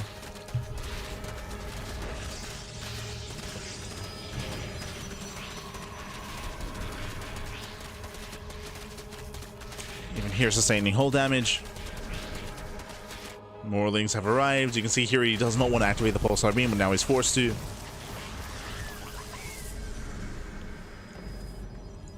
They will defend. Likewise, Cham, he is going to be going for his earlier lair. So it's going to be lair first into Evo chamber. Now, is Cham willing to skip roaches? The Evo chamber feels late for +1 melee. But we'll keep an eye on Cham. Oracle's going for the Queen. Queen barely gets away. Oh no, the whole damage. Ooh. As herO overextends. But he does get both Queens. Both Queens go down. For an Oracle, not a bad trade. Meanwhile, I was curious about +1 melee. It is going to be melee, so it looks like Ling Hydra out of Cham. Cham is skipping roaches this time. I assume Ling Hydra, technically, this could be Ling Bane Muta. Could be Mutas here, could be a Spire, or a Hydra Den. Lair is now done, gases are being taken, we have confirmation, Hydra Den. So Hydra Den is on the way, no Mutas. herO has to confirm. He does see the Evo chamber, he knows something is up.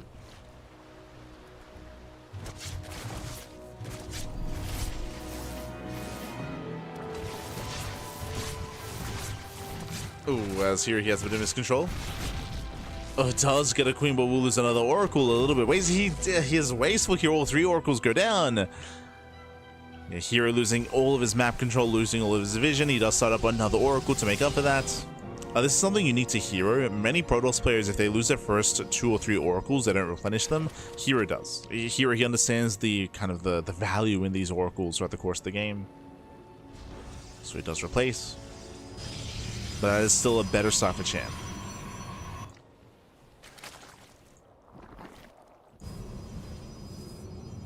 So Cham is now claiming a hybrid expansion.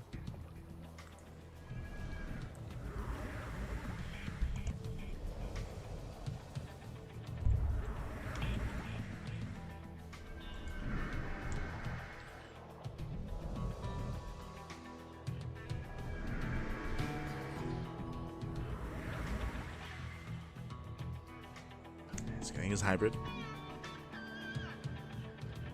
herO likewise being active. Still looking for a way in. Behind this, once again, going for a gateway heavy setup here. Taking the forward expansion. Interesting setup here. Interesting base that he's going for. Okay. Okay. Yo, meanwhile, big shout to Miguelito. God, Vindicta. Thank you so much. Thank you so much for the raid. Hope you had a great stream. Hope you had a great ladder session. Hope you had a great time. Miguelito. I hope there was crotch cam. Kappa. Take care, Bobby. Take care. If you're a Terran fan, we should be casting some Terran after this. This is, of course, the semifinals of PiGosaur Cup. It's the semis, and I believe ByuN versus MaxPax is currently mid-series. They're mid-series and lower semifinals. We might be able to catch some ByuN versus MaxPax after this matchup. Might be able to. But otherwise, this is a weekly open cup, one of many, of course, including Tuna Cup, What Is TV Monday, Monday Night Weekly, PiGosaur Cup, every week.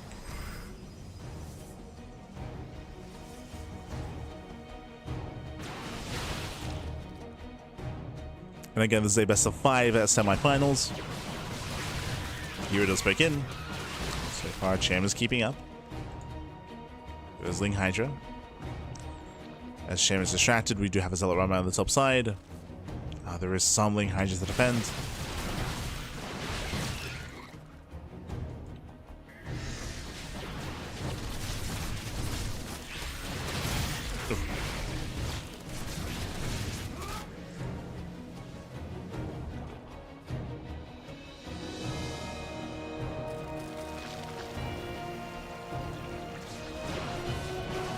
herO does break forward. Entering the expansion. Catching on more Zerglings. Behind this here is taking up for the first time in towards Colossus. The base on the way. Working towards Colossi. Stasis goes off. Massive connection. Ay, ay, ay. Cham getting caught out. That's the Cham.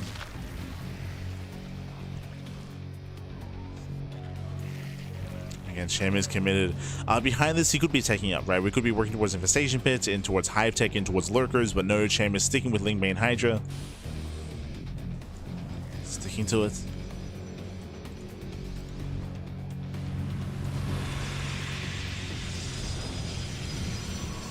And Cham is maxed out. Thankfully, there is no Storm. Cham is maxed. There's no Colossus either.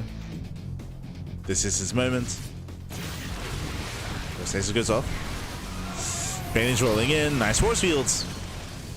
Yeah, very nice force fields out of herO. Choking up the army. Remember, there are no Ravagers.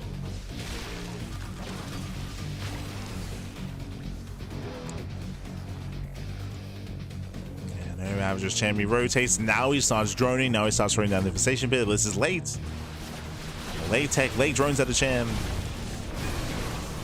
Banelings, they roll in. The Archons, they hold their own. They tank the Banelings. Oh, and Cham is trying to break on through. No stellar reinforcements. Okay, he can do this. Cham can break through into the expansion. We need more charge. Also, first Colossus has arrived. Hydras are exposed. Banelings, they turn back around. Oh, God, but now there's two Colossus. Yeah, now there's two Colossi. The lasers, Bappy.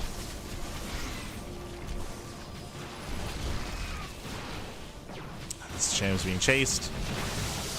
Ooh, Zelsay run into the Banelings. And nice it out there out of Cham. But still getting caught. Yeah, still getting caught out. It's bleeding out more and more Hydras. Cham forced back home. Behind this, we have another set of Colossus coming, building up to 4 Colossus. And again, that was a shaky defense at a herO, but as the game goes on, it should be easier and easier as we have that critical mass of Colossi. Cham, meanwhile, late Hive. Again, he did intend on the game to end earlier, so late Hive, late tech. This will help, eventually working towards Vipers. That is the answer to the Colossus. It is going to be Viper tech.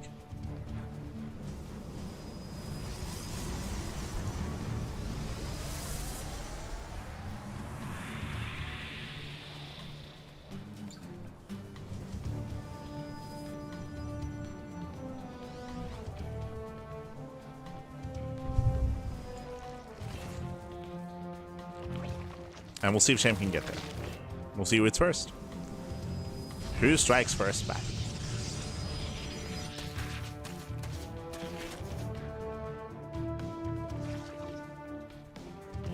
As the army gets scouted, the hybrid expansion has been spotted as well. herO, he responds. He has no War Prism with this army, so he has limited micro potential and also limited reinforcements. Bear that in mind. There are only 9 Banelings. Oh, we have 24 in production. Jesus. That's a lot of Banelings. Yeah, Colossus, they kite well.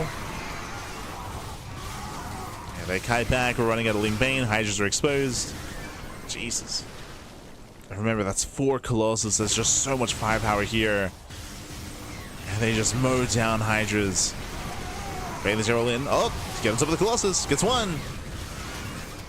Might even get 2. 1 Colossus goes down. Second Colossus should be targeted. No, never mind. Just only 1 Colossus. And hero's overwhelming. GG gets called, and herO, he will claim the series 3-0, advancing on to the grand finals. GG. GG, well played. With that, herO, he will claim the series. He will advance on into those finals. My condolences to Cham. I want to say this third game was the best showing out of Cham. Game 1 and Game 2 ended quite quickly. Early on, we saw critical damage, and that kind of set a tone and set the pace for the game. But here, Cham did well. He shut down the early Adept aggression. He shut down all 3 Oracles. He killed all 3 Oracles as well. Like, Cham had some really nice moments. I thought for a moment that he could break his opponents. He could break herO with the initial Lingbane Hydra all-in, but barely wasn't enough. Barely didn't kill the expansion, didn't break the mineral line, and we saw that herO got his Colossus out just in time to defend. GG. GG, well played. It's a clutch hold there by herO, and with that, herO does claim the series. With that, we are going to be getting ready for the rest of the tournament there, for the grand finals. Exclamation mark be in the chat to have a look at the back yourselves. Let us switch our scenes over as we have herO waiting in the grand finals, waiting for the winner of MaxPax and ByuN. Once again, when it comes to that series, Dave Testa is casting that matchup, and what game are they in? Ooh, MaxPax is up 2-0. Okay, MaxPax, he's up 2-0, and we could even potentially see a 3-0 in favor of MaxPax. So looking a little bit more likely for this to be a PvP finals between herO and MaxPax, but we'll see. We'll see if ByuN can make a series out of it and take a game. If he can take a game and force a game 4, fingers crossed. Otherwise, we are going to be going on a short break. Un momento. Otherwise, we're going to be going on a short break here. When we come back, we will either have the continuation of ByuN versus MaxPax. We'll either have game number 4, or we're going to be having the grand finals. So one or the other, as we're nearing the tail end, or as we are at the tail end of the broadcast. So take this time to get some snacks, get some food, get some water, drain your disruptors, massage your marines, hydrate all of your hydras, and marinate your marauders. When we come back, we'll have our next series, we'll have our next matchup. See you soon. Oh.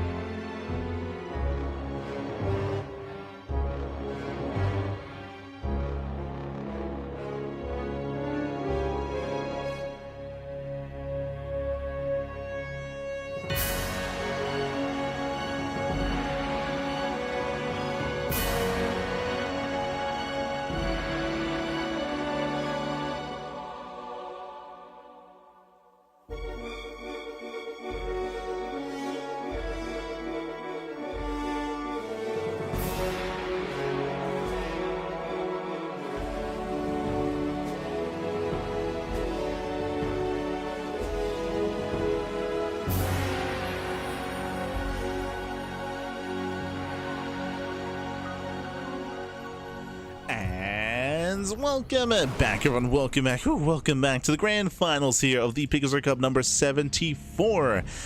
It's been an intense tournament so far here, and we have our top two players. Again, the lower semifinals did just conclude. It was MaxPax versus ByuN, and we have confirmation, of course. We have our PvP finals. And spawning in the top right hand corner of Title Citadel, we have the Danish Protoss player. We have the red Protoss representing Sidestorm Gaming. It is MaxPax. And spawning in the bottom right hand corner, we have his opponents. We have the blue Protoss player. We have the South Korean Protoss representing T1. It is herO. Here we go. And if you're in the chat, you know what time it is. It is Gamba time. Predictions are now open. Place your bets on who you think will claim the series. Best of luck in the chat as we delve into our PvP. Stepping into this, of course, we do have our initial openers. And MaxPax going for the high ground wall off. Okay. So first things first, of course, when it comes to PvP, MaxPax, he's known for his greed, he's known for his economy. Even though he has the gateway on the high ground, there's a high chance he goes Gate, Cyber Expand, or Gate, Cyber, Stargate Expand. Very high chance for him to go for a greedier build. That is what he's known for. Meanwhile, herO going for a 2-gate opener in his own main expansion does force a bit of a later scout here out of MaxPax as he has to go further into the bases to confirm the gateway count. There it is, Cybercore first before Nexus. We did see the probe checking, confirming for herO, making sure he gets eyes on MaxPax's setup. As MaxPax does, sorry, as herO does move down, ooh, we do get the expansion. I believe this was cancelled. Yeah, I believe the pylon was cancelled in the main base, and then bam, we got the faster Nexus.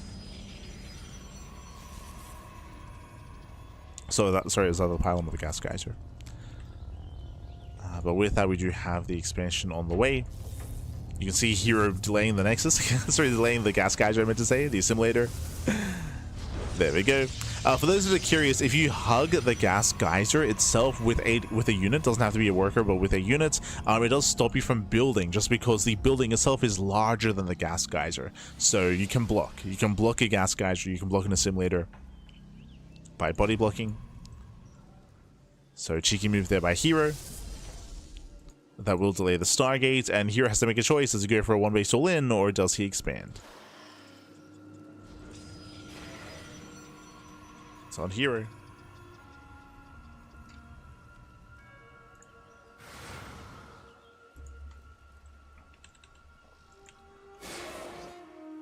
As herO shades across the map, it's a Stargate opener out of herO. MaxPax should be going for a delayed Stargate. MaxPax, he did see the Stargate himself, so he knows. He's aware of the Oracle. Here comes his own Stargate for Phoenixes. And we'll see what herO can get done. Bearing in mind that herO is not all in, herO should be going for a delayed expansion. But he picks in. There's the Nexus. And the pressure is on herO to get some damage done. You can already see herO's down 6 probes. Again, 29 workers to 23. MaxPax has a comfortable economic lead. herO needs damage. Here comes the Oracle, gets spotted. The Oracle was scattered by the hallucination.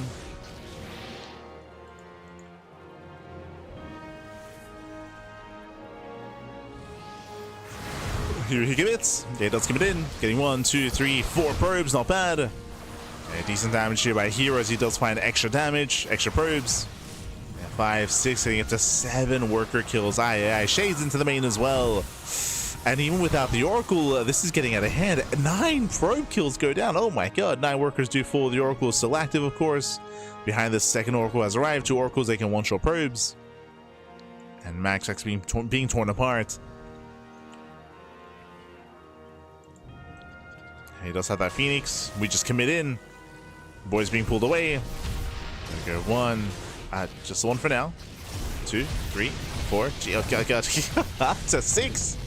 6 probe kills. Crazy damage going for the stasis. Forced to recall. The Oracle is going to be saved. And herO takes the lead. Here he does take that economic lead away from MaxPax. Now, what's the downside though? MaxPax, he's building up his Phoenix count. He's gaining map control, getting up to 3 Phoenixes, going for the robot, going for immortal production. MaxPax is working on a very robust army. Meanwhile, herO, he's going for earlier blink. Ooh, when he bleeds out 3 probes. That should not have happened. 3 workers go down. MaxPax is equalizing. He's evening things up.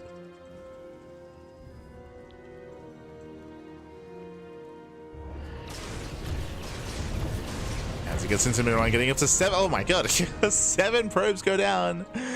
Stalkers are out of position. We can see here he's just racing across the map. He's just committing. He's just going across. I say he's committing. He's actually taking a third base behind this. Okay. Interesting. As herO he has since lost his economic lead, going for the stasis. MaxPax does react in time, pulls away. So herO moves in, herO up to 6 stalkers. There's no, oh sorry, there is a battery. There is a battery behind this. 1 battery in the mineral line. Stalkers trying to catch out the phoenixes. As herO is shocking around. Does find them. Blink is not done.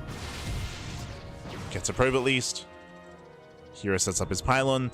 I believe because of this aggression, MaxPax, he has not seen the third. Yeah, he doesn't know. He doesn't know that herO's expanding. Like herO, he's puffing up his chest. He's being very assertive, very aggressive. He's feigning aggression here when really he expands, and the hallucination does confirm eventually.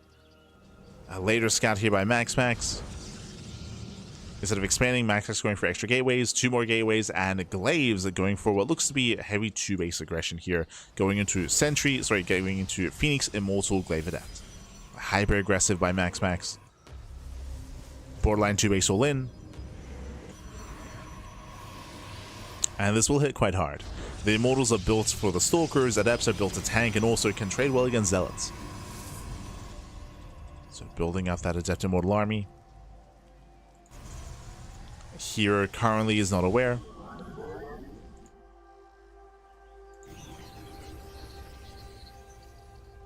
Well, the Phoenix is trying to catch out the Stalkers.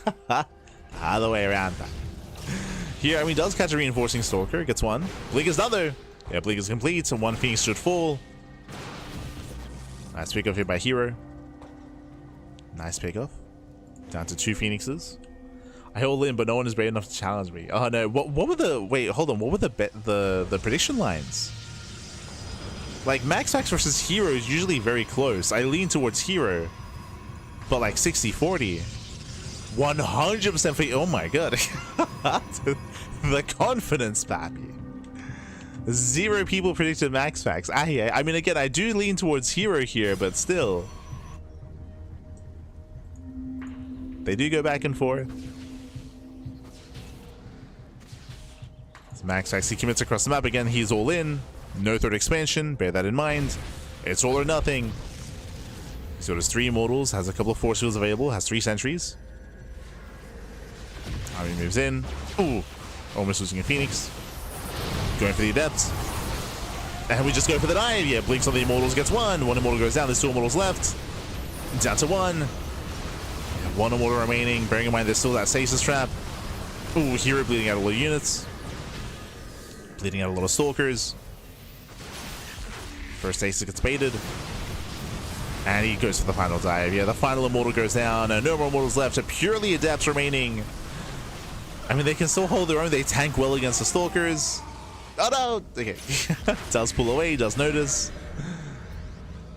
But now there's no backbone to the army. Right? There's no backbone. Adepts they shade into the main. They commit into the mineral line. Probes are going to go down. But remember, herO, he has a third. He can afford it. He can afford to lose probes. Not too many. As he, oh god, he's fighting. Oh, geez. herO will lose the entire mineral line. Here he does shut down the prism. Prism goes down. This is getting very messy defense out of herO. The Adepts are popping off. 26 probes. herO was ahead, but not that much. I mean, he's still losing more.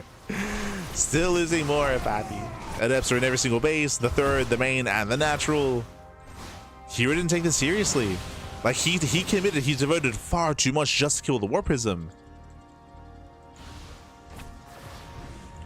And with that MaxPax, he cripples the economy. But what about the main army? True. I mean, we have a bit of a give and take here. herO is down to 35 workers, but he does have a third expansion, so he can replenish his army, he can replenish his workers that much faster. You know, MaxPax is still 2-base all in. He's still 2-base all in, very much so. Now does finally take a third base, but a very late expansion. MaxPax rebuilding those Immortals. And we're getting to a longer game state. I still do favor herO's position. Like, herO still, I mean, he has faster +1, he has faster resaturation, still has the faster third. It's still better for herO, but MaxPax, he's closing that gap. He's closing that gap.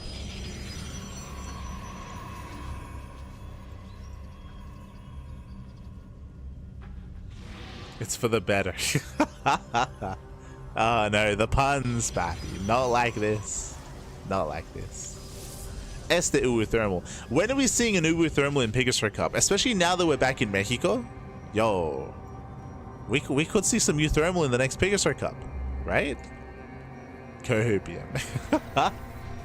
I feel like real talk. I think that a tournament like PiGosaur Cup, I feel like it's a little bit more lenient to thermal. Like obviously, like when it comes to the caliber of players and the region of the players, so there's a higher chance you face a player from like Latin America or North America, so ping is less of an issue. So you can have fun in the PiGosaur Cups. As herO gets across the map. It does kill the natural. Oh no, he kills everything. Yeah, he kills everything. GG gets called as MaxPax moving out across the map, and herO takes game number 1. GG. GG, well played. We do tie things up. Also, we do take a lead in the series. herO takes a 1-0 lead, but again, it all came down to the early game. herO took a massive lead early on, crippling the economy of MaxPax. I mean, we had a back and forth, to be fair. MaxPax going for the greedier build, herO popping off with the adepts, killing 8-9 probes. MaxPax got some counter damage. We had that back and forth, but in the end, herO was able to get that faster third base. He feigned aggression, feigned the all-in, snuck out that third, and took a massive lead, and forced MaxPax into a 2-base all-in himself. It's not often a scenario that you envision too often, but MaxPax, he was the player that was all in, and the all in did fail, did do a lot of economic damage, but that shows just how far ahead herO was. Shows how much of a lead he did have, but here we go, and we're now loading into game number 2. Going to be loading into a much larger map this time, into Mothership.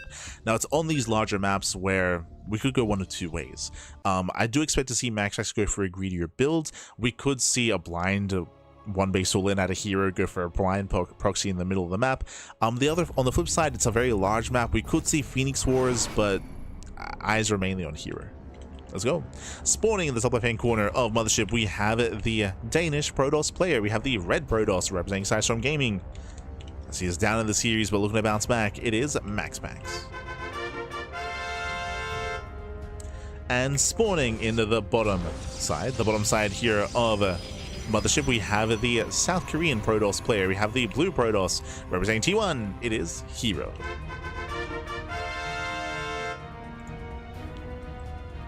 Here we go. Too many good players for a retired old man. Copium, papi, copium. The sad thing, Thermal, is that we're all old now. We're all old. Oh no. I still remember it was not too long ago. It was like what, end of last year, where didn't Wardy host the Boomer Cup? I think it was it like 27 or 28 and older. I think there was like an age limit to the tournaments. It was a couple of months ago last year, and it was basically just a regular tournament. It was it excluded like I guess Rainer and Clem. Like it excluded like the Zoomers, but for the most part, it's like, oh no, yeah, like everyone can play. It's like,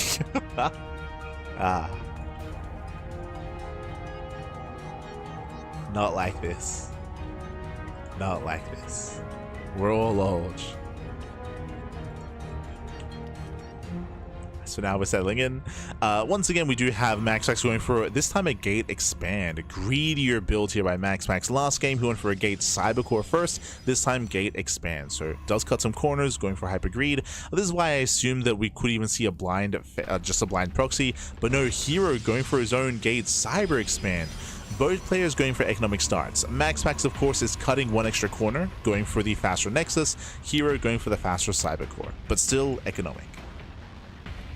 So slight variations. herO, he will scout top right. And MaxPax, of course, has already found herO. As herO does go for the Stargate opener. Likewise, we spoke about this. We could see Phoenix Wars, and Phoenix Wars are on the horizon.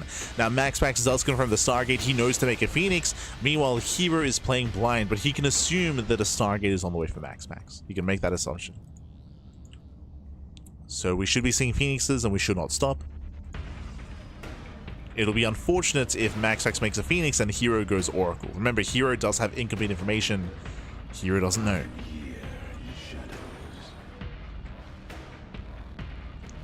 Doesn't know that.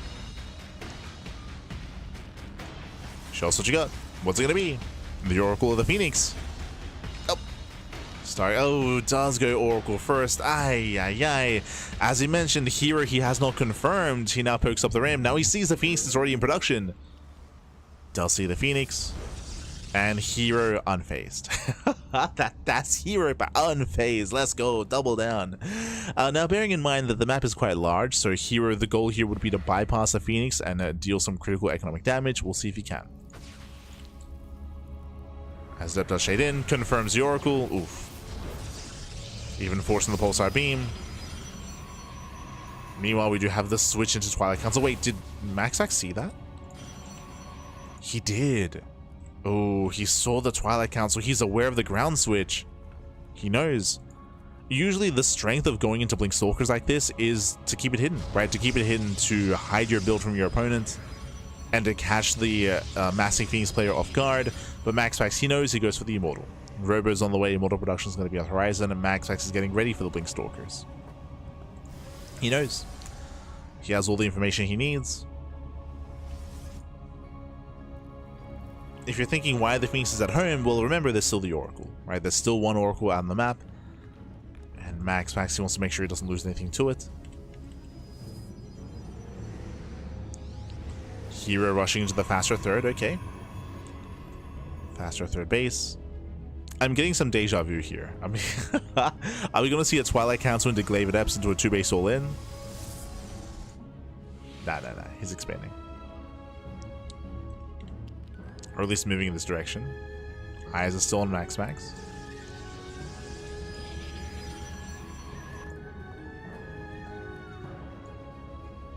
Ah, there it is. Is it the same build? Are we going for Glaive Adepts? Oh boy, Phoenixes, they bust into the main base. 4 or 5 probes go down. Very nice damage. I mentioned earlier that these Phoenixes, they would defense it back at home, but no, they get across the map. And they force the counterattack. Ooh, Blink is not going to be a factor here.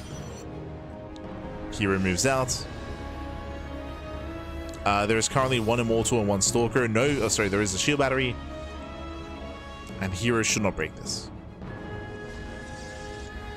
Checking for the third base.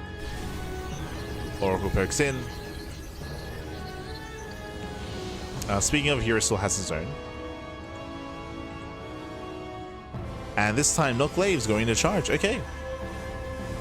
Going into charge. Forge is on the way for +1. MaxPax is still only on 2 bases. But he's building up quite an army. Setting up for the proxy. Setting up for proxy gates. Massing out more charge lots.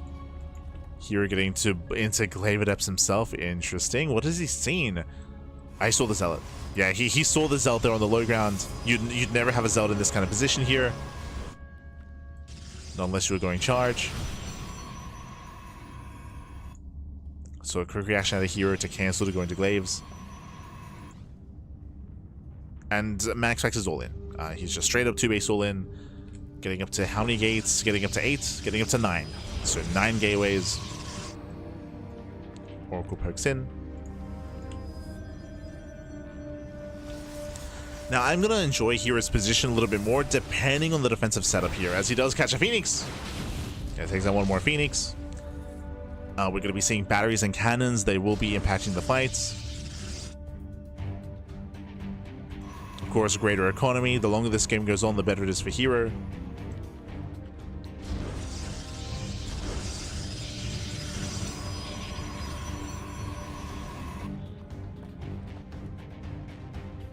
And here comes MaxPax.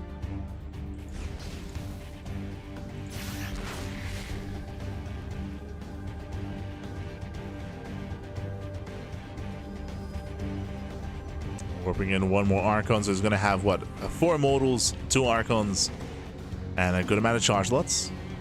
Again, here is aware of the composition. He does almost get a Phoenix. Already a good start. Kites back. I believe there was a... Okay, no stasis. He's also going for a run by into the natural, distracting herO. herO does overshoot. Oh no! Getting caught out, losing 2 Stalkers. Is he going for the base trade? Oh, okay. That I was not expecting. herO's going for the base trade instead. MaxPax, he will break the third. Takes down the cannon, takes down the shield battery. herO diving into the main, depowering all the production. I'll be honest, I do favor MaxPax in the base trade when it comes to how fast it's going to destroy buildings. Like with Immortals and Zealots. Yeah, MaxPax, he will kill the third and the natural. herO can recall, but he needs more damage. As both players are going to be stuck on one base. Nice stasis trap here on top of the ramp. herO, he'll kill the main.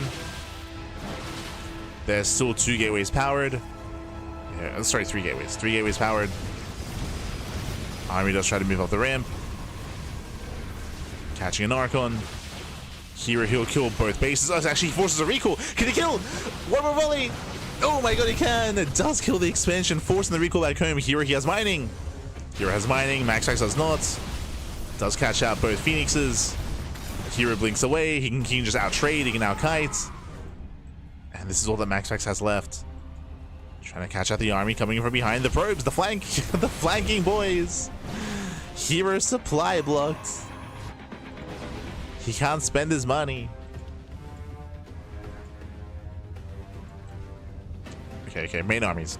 So in a head-on fight, I do favor MaxPax. He does have 4 immortals, so MaxPax he will win head-on, but herO has more micro potential. True, like herO can poke in and can kite and focus down Zealot after Zealot and avoid the immortals.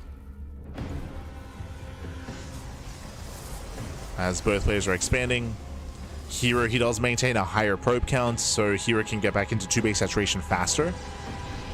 Meanwhile, MaxPax has to rebuild both bases, has no income. So herO's recovering faster here. I'll be honest, I assumed that MaxPax would be able to break into the main base faster instead, but no, herO, he was able to hold the line, defend the ramp. I wasn't too convinced, but herO, he's pulling it off. Depowers another gateway. Rushes back. Remember, herO, he doesn't see where the army is, so he's playing blind. Takes down the pylon, races back home to defend, just in case. And there it is, 2-base saturation. MaxPax still on 1, retaking his main. He's on 29 probes. herO, he ended up canceling Glaives. I didn't quite notice that, but Glaives was cancelled. Back into charge.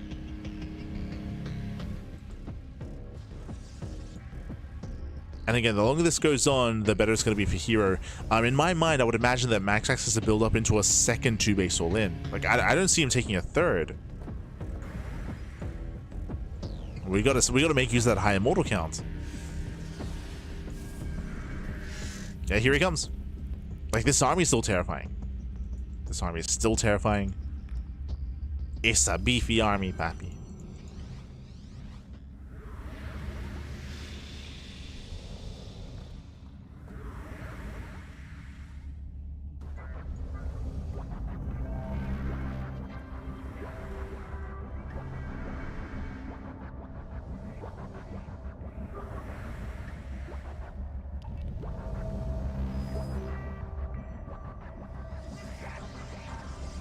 The army moves in, stasis goes off. Ooh, catching out 3 zealots.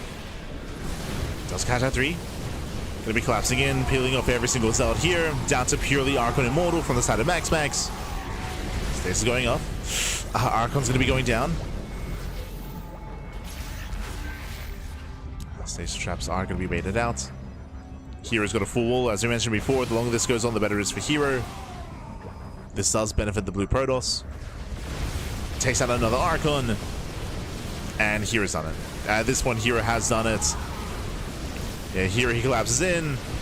1 Archon left, down to 0. Now there's only 4 Immortals, and they're naked, they're exposed, they're on their own. GG gets called, and herO takes a 2-0 lead in the series. Whew, GG. GG, well played. Crazy moves out of herO to go for the base trade of all things. I assumed that he was going to take a defensive stance and fight with his cannons and shield batteries, but no. He moved that across the map. When MaxPax revealed his army, herO, he didn't turn around, didn't flinch. He just committed across the map, embraced the base trade, depowered everything, killed both Nexi, reduced the economy to 0 for MaxPax, and MaxPax never got into the main. He never got into the main base of herO, never quite was able to break through, and MaxPax fell behind in the base trade. GG, well played. With that, we're getting into potentially the final game of the series. We're loading the game number 3. Now, personally, I hope for a back and forth. I want to see a game 4. I want to see a game 5, regardless who wins. But again, the pressure's on MaxPax. The pressure is on.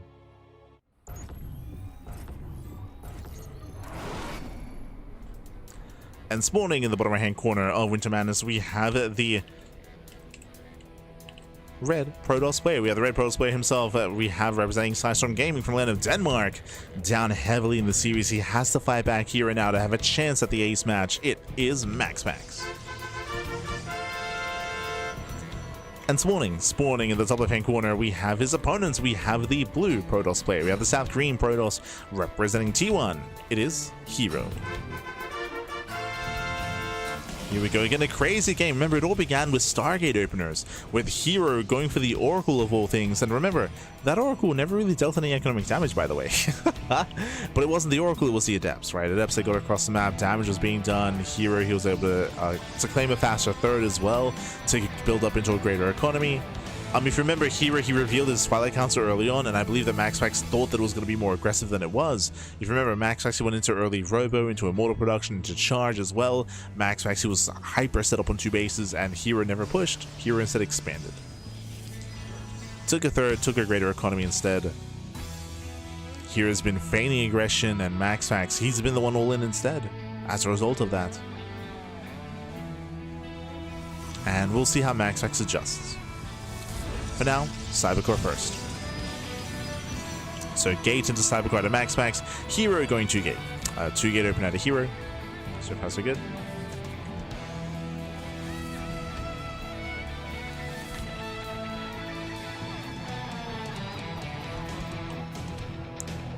So players are opening up. MaxPax going Zealot first to deal with the probe, to deal with the pylon, to make sure there's no block.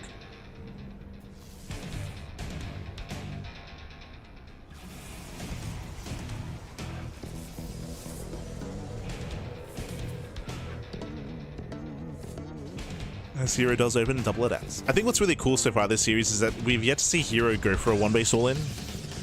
It just hasn't happened.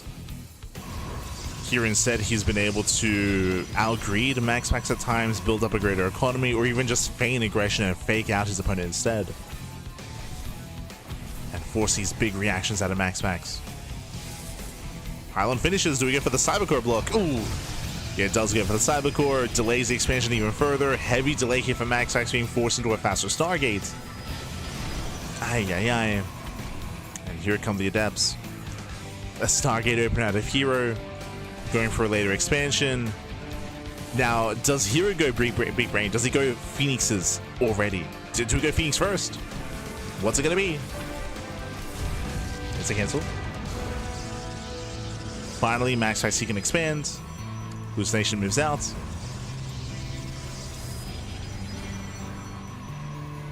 And hero's had such a strong start here. Faster base, faster tech. The Oracle's on the way. It's going to be Oracle first once again out of herO. And this time we have MaxPax going for extra gateways. Oh, hello. That is not normal. It's rare to see MaxPax not open Stargate, to be honest. It's very rare. Adepts they shade in, they get 1 probe so far. Not very nice force fields. Okay. Only gets 1 probe. Nice force fields out of MaxPax. Remember, MaxPax, he went for the Hallucination Scout. He knows that he's aware of the Oracle. We can see herO going for the Twilight Council switch, so he's not going Phoenixes, just opening up double Oracle instead. Double Oracle into Blink. herO pokes in. Gets turned away. Checking the third base timing. He's aware that, of course, herO is faster. Here he also confirms the amount of gateways. And he has yet to see the Twilight Council, but based on the gateway count, he can assume. And now he confirms. Oh. Does confirm the council. Here is aware of Blink. And now here does reinforce with a second Oracle. Now he can one-shot.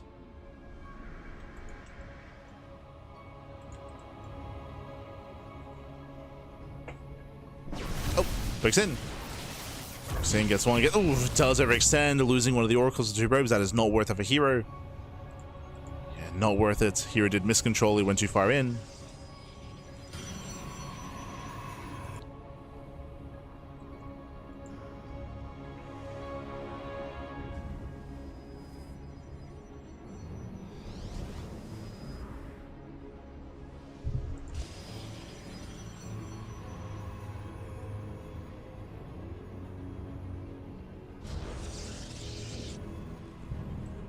From here, we're looking to try to stabilize. MaxPax still not skipping any warpins, building up a pretty massive army early on. He gets spotted. And MaxPax, he is spotted. And I'm curious to see if MaxPax even expands. Yeah, probe is gonna, yeah, he will. Okay. Does have the minerals for it, does claim a third.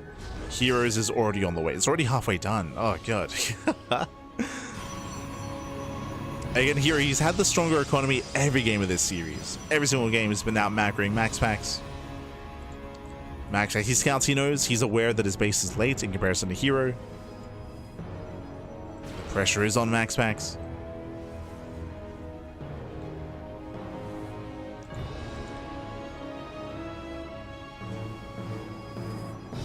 He's got to be active, that. He moves out. herO should be getting ready back at home. Yeah, throwing down stasis traps, safety shield battery as well. Nice setup here out of herO. Comes down to the control. Oh, works in. So far, nice spin control. herO takes out one of the stalkers. They do end up trading. Sentry's going to be going down. That's going to be a lot of dead sentries of MaxPax. Oh, and he's being overwhelmed. Yeah, he's being overwhelmed here. Better engage for herO. He does give chase. They're catching out two more stalkers. Oof. A bit of chaotic micro there out of herO. But he does outtrade. Again, he killed 6 stalkers. He only lost 3. Yeah, herO looking very comfortable. He's got the stronger army. He's got the stronger economy. +1 is going to factor in now. +1 is a lot faster for MaxPax. So he's got that one thing going for him is faster +1, faster +2, and also immortal production. So Max actually has some advantages he can try to lean towards, or try to lean into, I should say.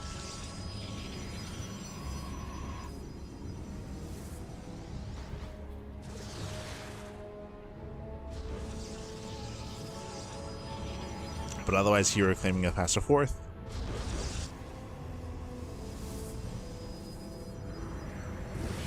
Once again, looking for a greater economy.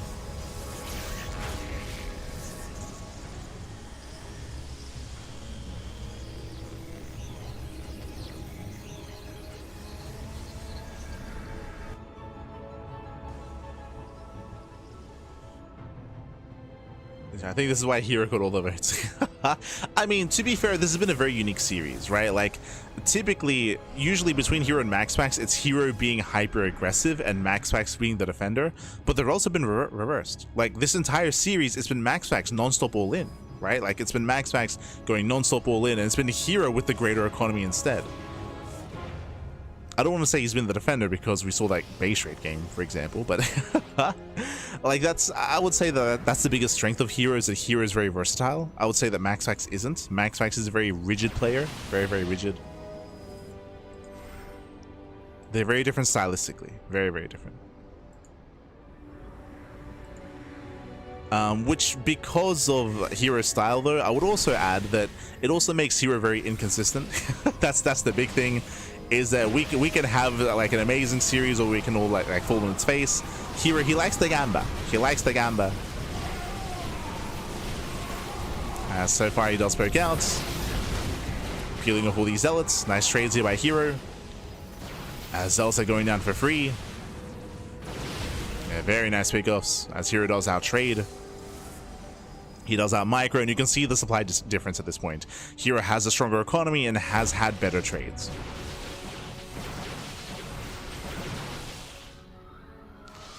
He's just been out trading.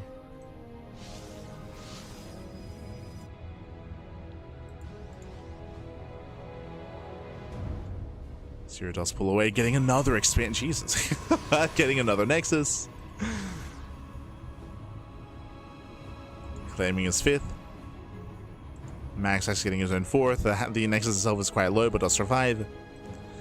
And herO is going for later tech. Bearing in mind that herO did stay on a low gas count, intentionally so building up a heavy Zealot composition, that does mean that his own Archon production is later than usual. Speaking of Archons, they're already on the way for MaxPax.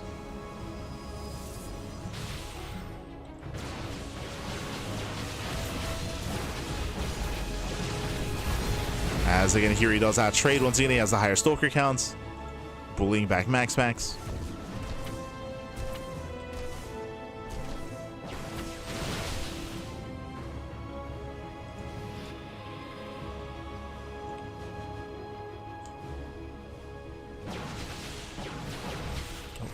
So he has to respect the army. Pulls away. That is a brutal. Oh no! Oh, thankfully, Blink is done. Well, thankfully, Blink factors in. MaxPax pulls away. And here is maxed. Here he's maxed out. Now, bearing in mind that the soup does lie here. Here he's maxed with a very cheap army. It's very Zealot heavy. Very Zealot heavy.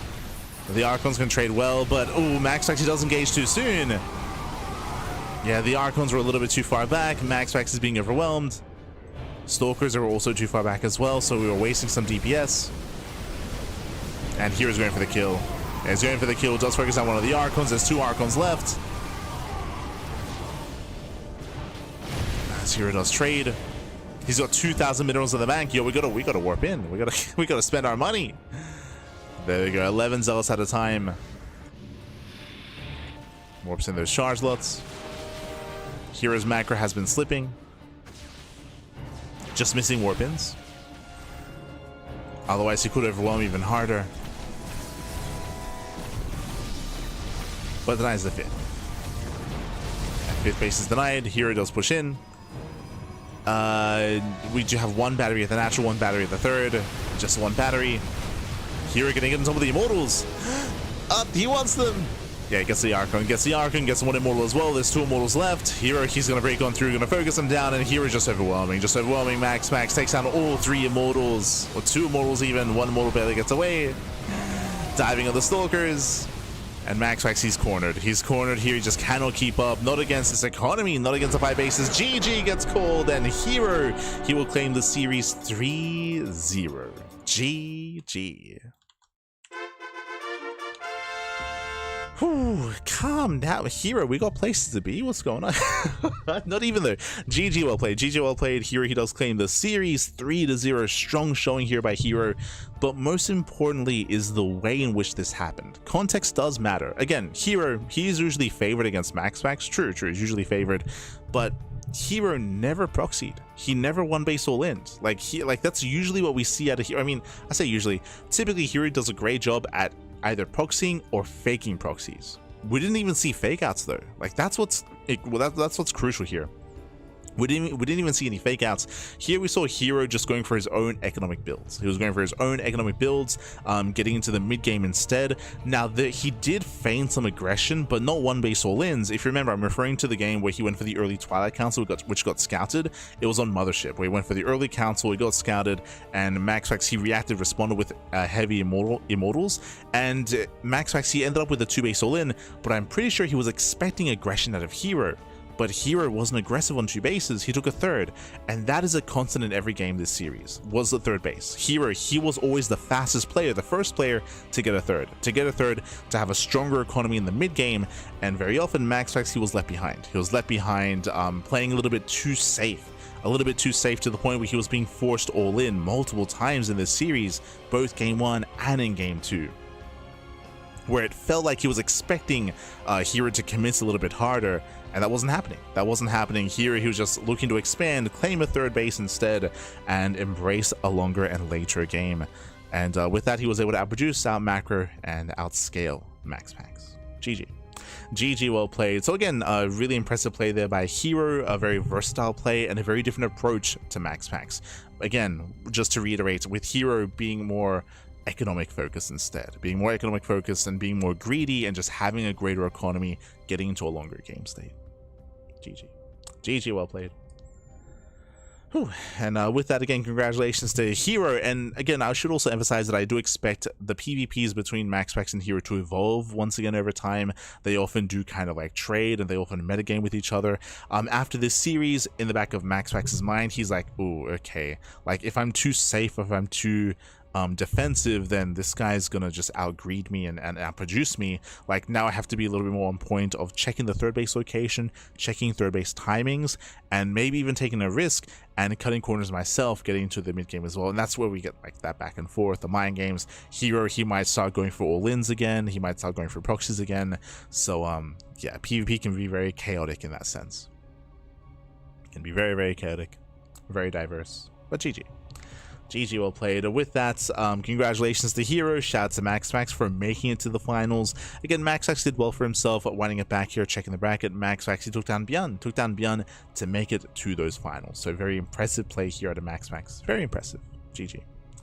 GG, well played. As he made his way into the finals, but did meet his end at the hands of herO. Otherwise, when it comes to the rest of our schedule this week, bam, as you can see here, we are going to be live later on tonight with Kung Fu Cup. We have Kung Fu Cup this evening. We have WardyTV Monday tomorrow morning. We have the podcast. We have KSL, RSL, and the Platinum Esports League over the weekend. So a lot of content, a lot of StarCraft, a lot to catch up on. We might be, as I mentioned before, like when it comes to some of our matches here, I might be a little bit late, or we might have to adjust our schedule a little bit just because there are other things happening IRL. Do have my pet bunnies, have to give them some medication every like 12 hours, so that might impact some of our schedule, but for the most part we should be sticking to this for the most part. Otherwise, thanks for watching. Thanks so much for the support. We do appreciate it, and we'll see you guys later on tonight for Kung Fu Cup, or tomorrow for the WardyTV Monday. We'll see you for one or the other. Otherwise, you can help support us via, if you wish, you can help support us via Patreon, !Patreon in the chat. Our Patreon does support and does fund our tournaments on a regular basis. It funds Tuna Cup, SDO, and MSO. All three events are funded via the Patreon, so you can help support us there. Otherwise, if you want to watch some of the VODs and if you can't watch live, check us out over on YouTube. YouTube is the place to be. We do upload on a daily basis, plenty of content over on YouTube.